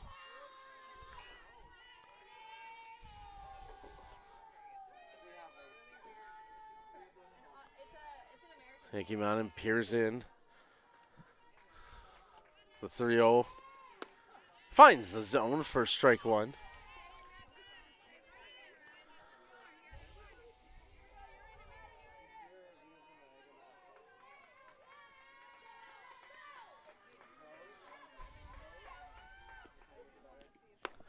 That one's in there as well, as Brigman kept the bat on the shoulder, 3-2. So Hickinbottom battling back from 3-0 to run the count full.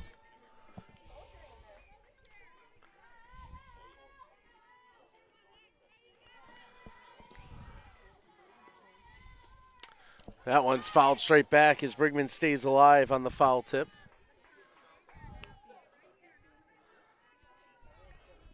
Camp is very busy with diamond activity here today.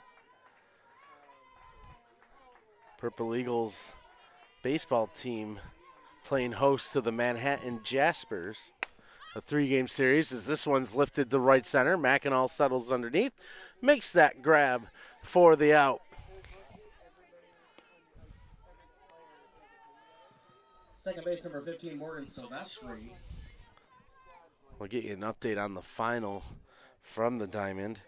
At one time, the Purple Eagles did have a fairly healthy lead.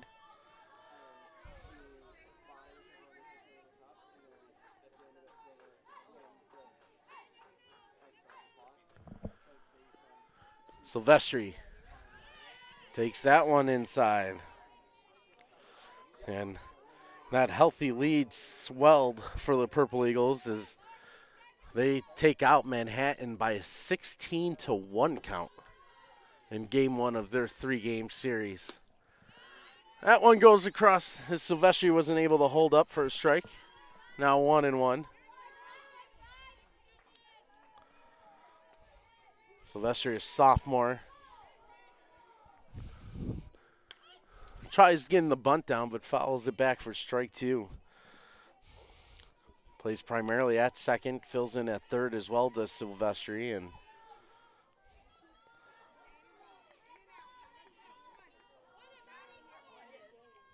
Silvestri from the Foxborough area. In 2019, as a batter, she hit 400, but goes down swinging there. Strike 3 from Hickingbottom to record out number 2. Shortstop number 12, Madison Robichaud. And that season for Silvestri, just to finish up that thought, on that 400 average, he had 26 hits with 4 home runs and was named the Davenport Division MVP award winner during that year. And she also made the All-Star team. Not to mention she was a 2-sport athlete, including basketball, in which her team went 24-2 and won a state title. It's 2 away, no one on. And the shortstop, Robichaux's having a very productive second game offensively for this Fairfield group. She's 2 for 2 with 2 RBIs in game number 2. Takes that one up high. 2-1 count now.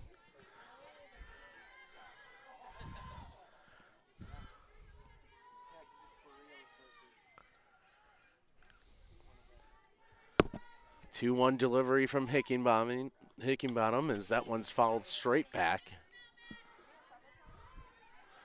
2-2 count. Purple Eagles with 6 more outs to work with, trailing by 3. Hickingbottom hoping to keep it that way with 1 last out, and she'll get it swinging as she climbs the ladder with the high heat. Sets down Robichaud with the strikeout. Purple Eagles at bat coming up. They trail 5-2 as we head to the bottom half of the 6th on the Niagara Sports Network.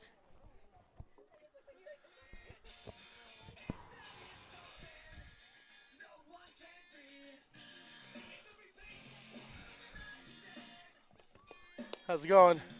Good, how are you? 16-1? 16-1 and 8 Wow. It was inexplicable. Oh my God. Kept going and An going. 8-run 8th. Yeah. And the first inning was great too because we had 3 bombs. Oh, really? Yeah. Wow. Tucker hit a 2-run home run, Morrow maybe next pitch. And then Gavin Schrader later in the inning. Did 1 out. Yeah, it was great. That's awesome. Manhattan's not a bad team, but we Leading off for the Purple Eagles in the 6th. See what happens. Samantha Hare. Sam Hare to lead things off for the Purple Eagles, bottom half of the 6th. Hare's been making great contact all afternoon. Had 2 hits in the first game. Has 1 here in the second game with an RBI.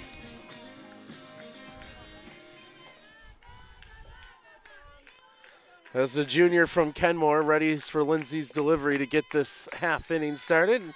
goes low and in for ball one.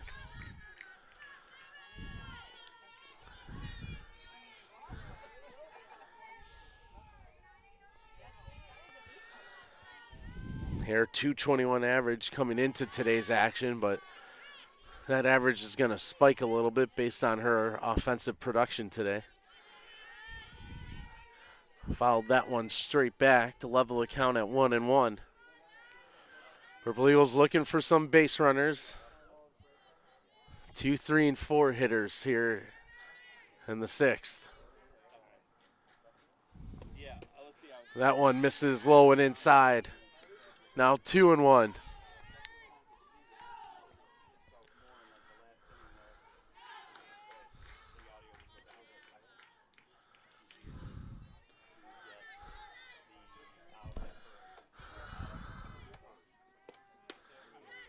Just missing the inside was Lindsay. She challenged Hare, and Hare lays off. And now a 3-1 count for the Niagara center fielder. Trying to get the offense kick-started by getting on here. Took a healthy cut. Came up empty. Count runs full.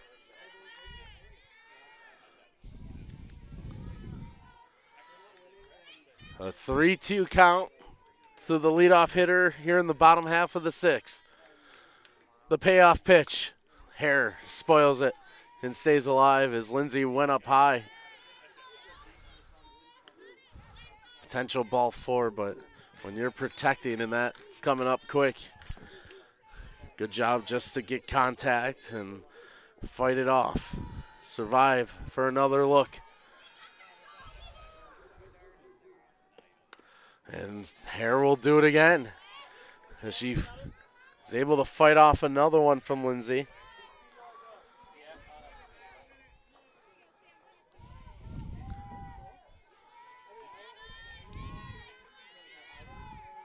Kellner on deck. Mishral in the hole.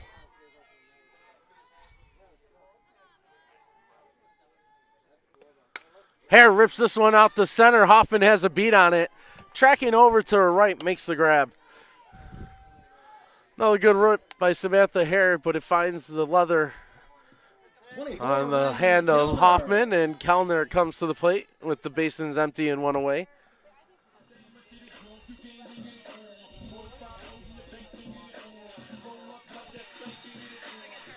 Kellner comes to the plate. Right now, the numbers, though, looking good for Samantha Lindsay as Kellner fouls that one straight back off the umpire. He's going to have to shake that one off. 5 1/3 so far for Lindsay with 62 pitches thrown. She's conceded just 4 hits with 2 runs, both of them earned, 1 walk and 2 strikeouts.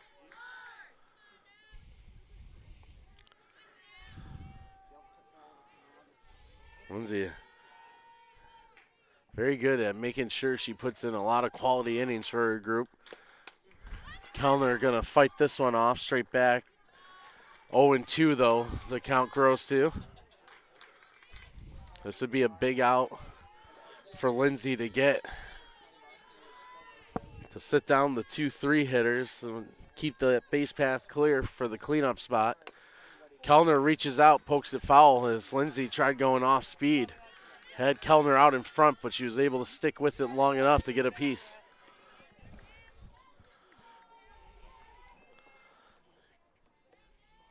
Kellner reached once, got caught stealing once. And again, she's able to stay alive as Lindsay went to the off-speed pitch on the offside corner. And Kellner able to get a piece of it, still down in the count 0-2.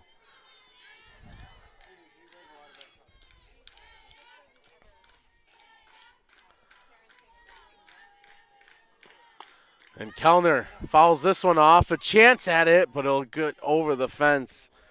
Has taken a peek at it was Paravati. Couldn't get to the wall in time. And once again, Kellner able to spoil a 3rd pitch strike.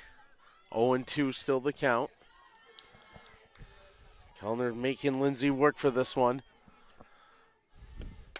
Puts that one down the line. That's foul as well. Kellner starting to work out the timing. Started out with foul balls back. Then one towards the left side. That one was just fouled down the line. Let's see if she straightens it out this time.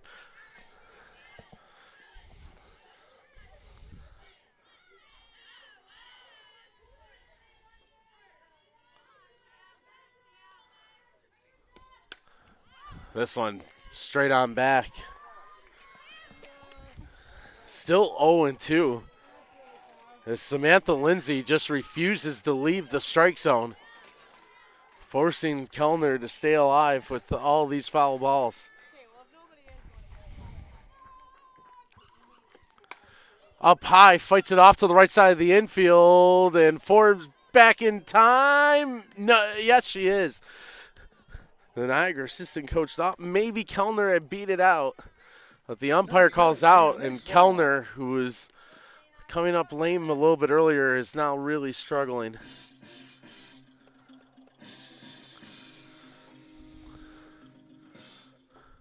She was already limping prior to this from that slide into second on her steal attempt, and she was making her way down the line as fast as possible, and not sure if it was when she hit the bag or not. In some difficulty.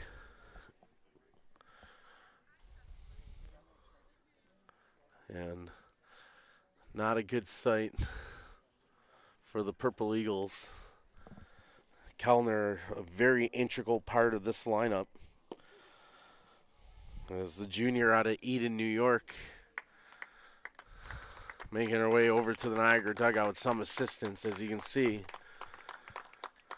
Not putting weight on the left leg at the moment.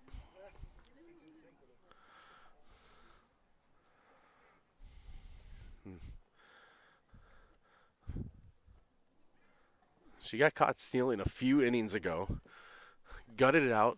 Caught a couple innings on that leg before transitioning to third. And then an all-out effort played down the line trying to beat the throw out. Will unfortunately bring Kellner's day to its conclusion. 2 out, no one on. As Mishral steps to the plate. Lindsay goes off speed but misses high. Mishral an RBI on the sac fly. And she put one out to right field. As Niagara scored 2 in the third. But since then, Samantha Lindsay's been dealing.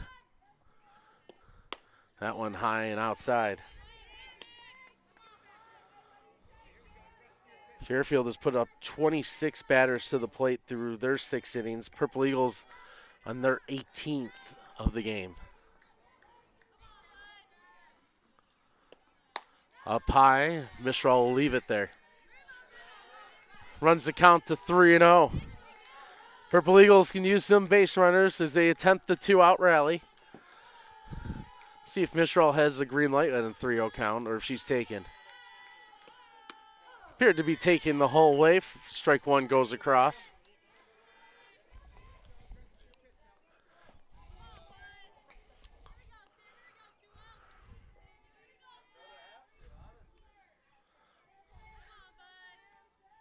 The 3-1. Misses outside, ball 4. Mishral aboard. 12, Haley Tsunami. Tsunami to the plate, the freshman with 2 away. Mishral over at first. Mishral has attempted 1 steal this season and was successful in that attempt. We'll see if Niagara gets her on the move to try to get her in scoring position. Strike 1 goes across.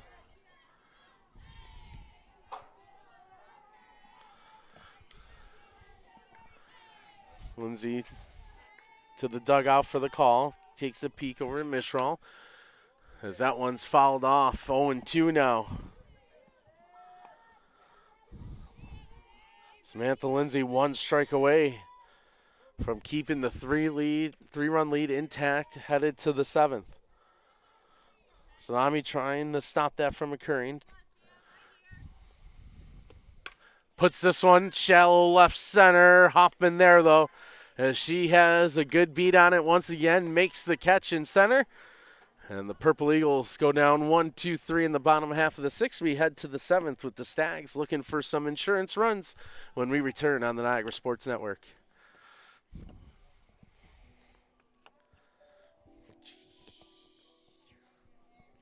For the Purple Eagles in the sixth, no runs, no hits, no errors, one left on base.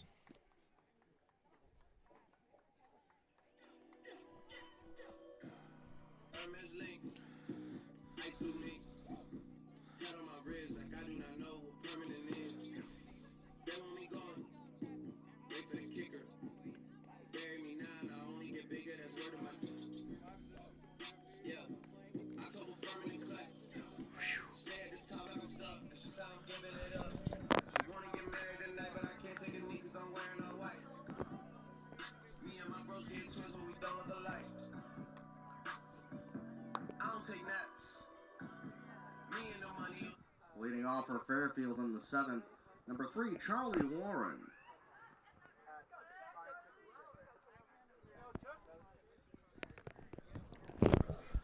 Couple more changes for the Purple Eagles in the defensive lineup as they take the field in the top half of the seventh. Sheena Mishral will transition from first to third, and Riley Crum will enter the game as Kellner had to be substituted for her as she was over at third base. So Mishral will take those duties over. And Crum, the designated player, comes out to take over first base. LaPenta, Hare, and Mackinac from left to right, still the outfielders. As Niagara looks for a scoreless inning, but they'll have to go through the top of the order to accomplish that. As Charlie Warren set to lead things off. Warren 0 for 3 so far in this second game with one left on.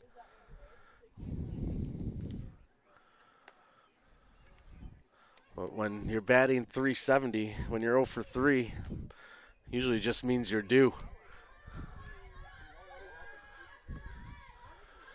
As number 3 settles in against Hickingbottom, who's gotten her out 3 times so far today through the course of 1 and 2. Bunt laid down. Mishral read it perfectly. Was ready for that as she charged and make the perfect throw to Crum at first for out number 1.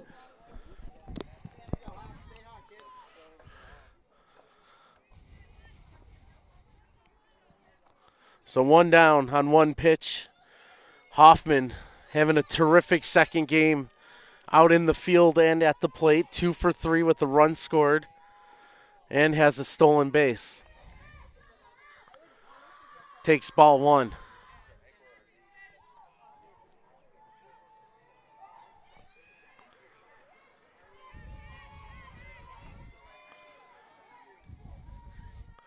The 1-0 from Hickingbottom upstairs 2-0. Wheeled in the 3 spot on deck. Forbes batting cleanup if they're able to get on base and not be subject to the double play. Hickingbottom finds the zone on that delivery. Gets the first strike, 2-1 with 1 away.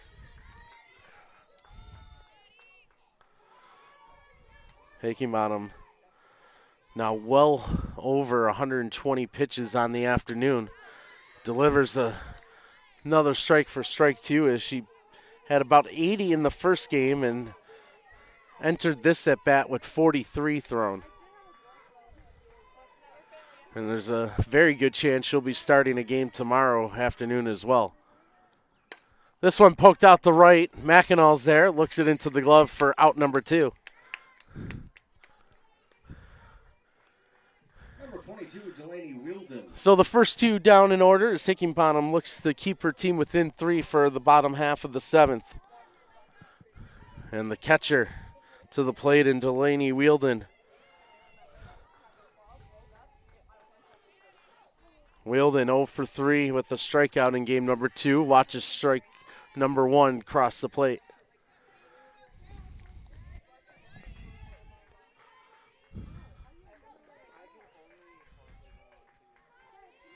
The 0-1.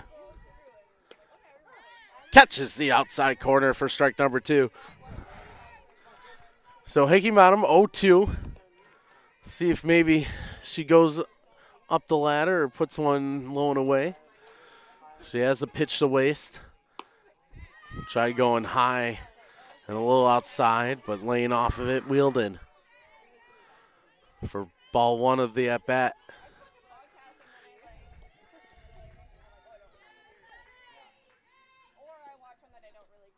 This one poked out towards second.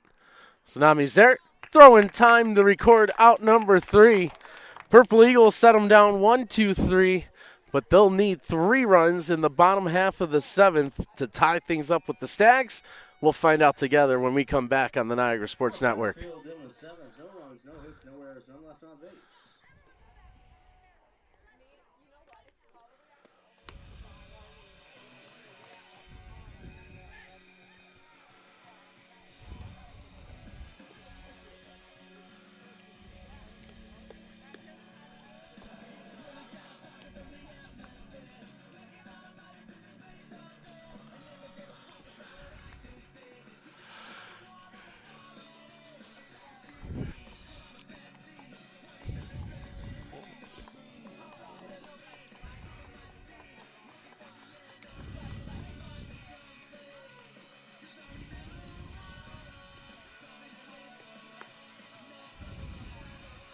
Leading off for Niagara in the 7th, number 11, Riley Crum.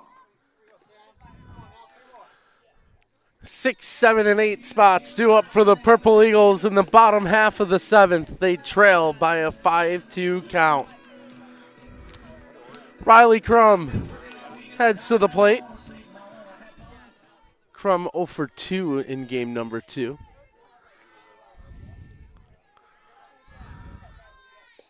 Swinging at the first one, pulled down the line, but it'll go foul, and that was on the small part of the bat and stung the hand of Crum. Talked about all those accolades from Crum in her time at Lewiston Porter High School in the pitching circle. Got it done with the bat as well, and hoping to start this inning off by getting on base. That off-speed pitch low, misses 1-1.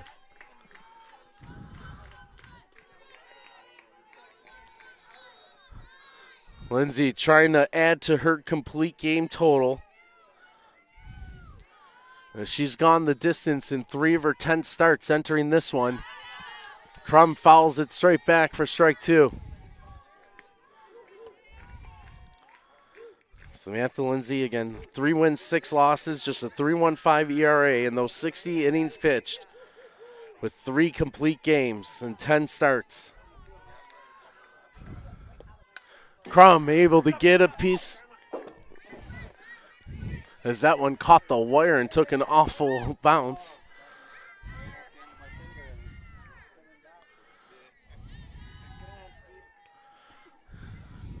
One, 2 count again to Crum. That one she leaves upstairs for ball 2.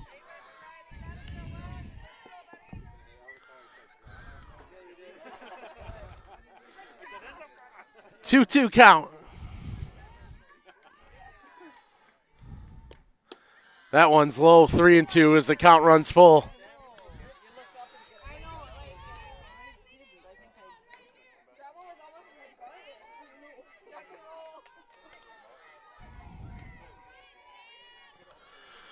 The 3-2.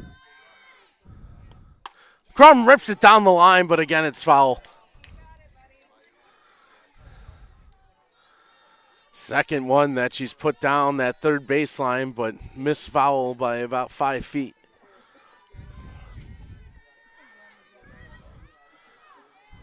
Leadoff hitter of the bottom of the 7th, trying to get on for the Purple Eagles in their comeback effort. Has the count full. And this one popped up. Is there room to make a play? No, it's going to escape just over the fence. That's Crum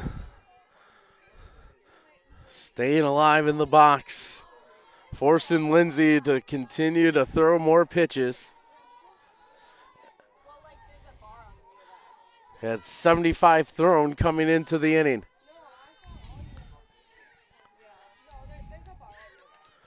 Gets the call from the dugout. Comes set for the payoff pitch. Crum gets enough to stay alive. Takes a big exhale after getting enough of that one to keep that bat alive. Working on her breathing is Crum as she steps back in for another 3-2 offering.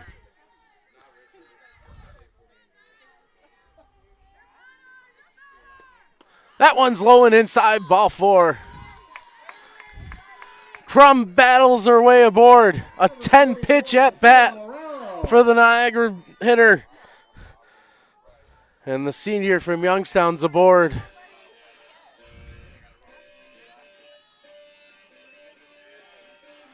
And that'll bring up the freshman Marrero, who subs in. This will be the first at bat for Marrero in the second game. Had a hit in the first. Crum, not known for stealing, doesn't have any attempts so far, and Purple Eagles don't want to lose the base runner. This one popped up, shallow left field, and charging in from center to make another putout is Hoffman. Out number 1. And Irvine to the plate. Had a pinch hit in game number 1. Looking to recreate some of that magic here in game 2 with 1 away and 1 on. Purple Eagles need to get another base runner out there to bring the tying run up to the plate.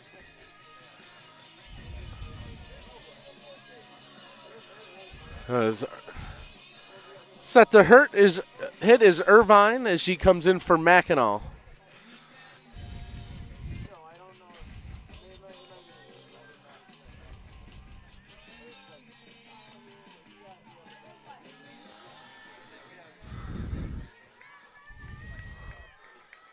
Lindsay has her call to start this at-bat off.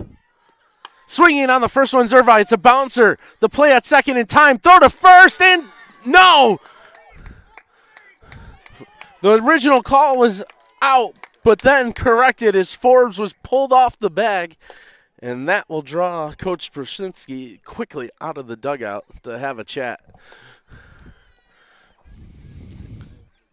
Number 29, Madison LaPenta. As initially the out call was coming and the umpire quickly corrected, said safe, and said that she was off the bag. 2 away as the Stags do get the lead runner at second on the force out.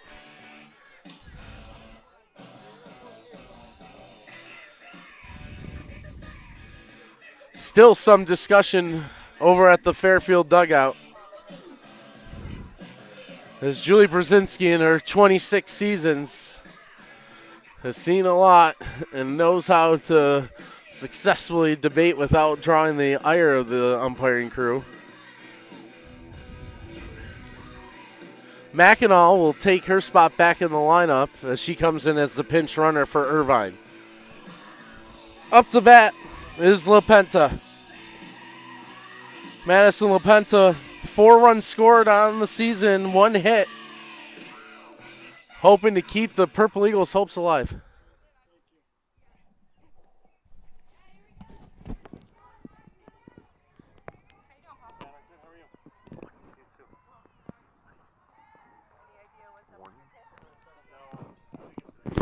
So after all that, a warning issued to the Fairfield dugout.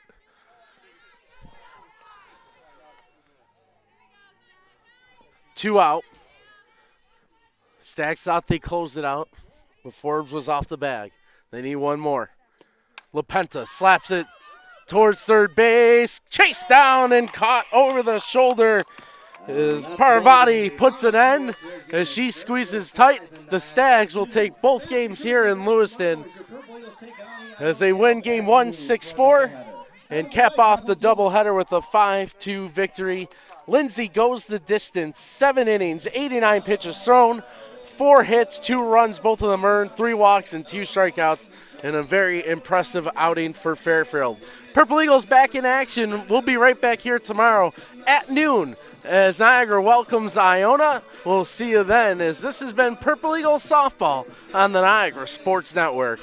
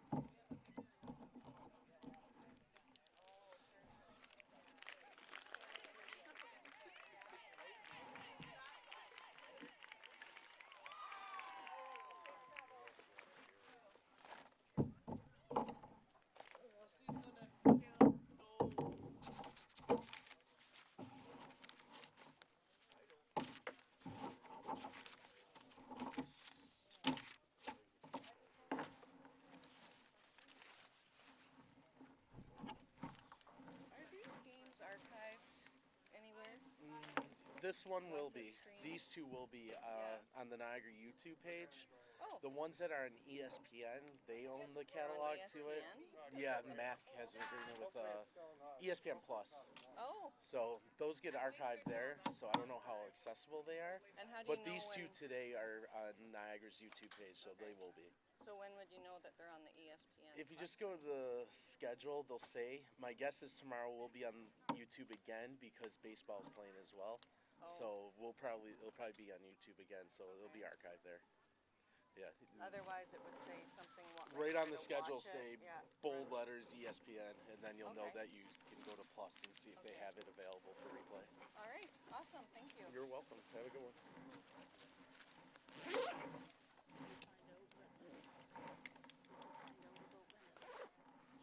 Well, I think they're doing all the home games, right? Yes, all home games are And streamed. then when they're away, it's up to that school. But with now that they're in conference play, Yeah. it'll all be either the school's YouTube like we are doing today or an ESPN. Okay. Thank you. Yep. You don't get to be here all the time. No. So it's nice. It's glorious. You got a good weather day finally, and Well, some are missing because it got switched to set yes, from I know. some. I had to call quick audible at work. They're like, yeah. you need to get out early tomorrow. Probably think I'm just enjoying the weather.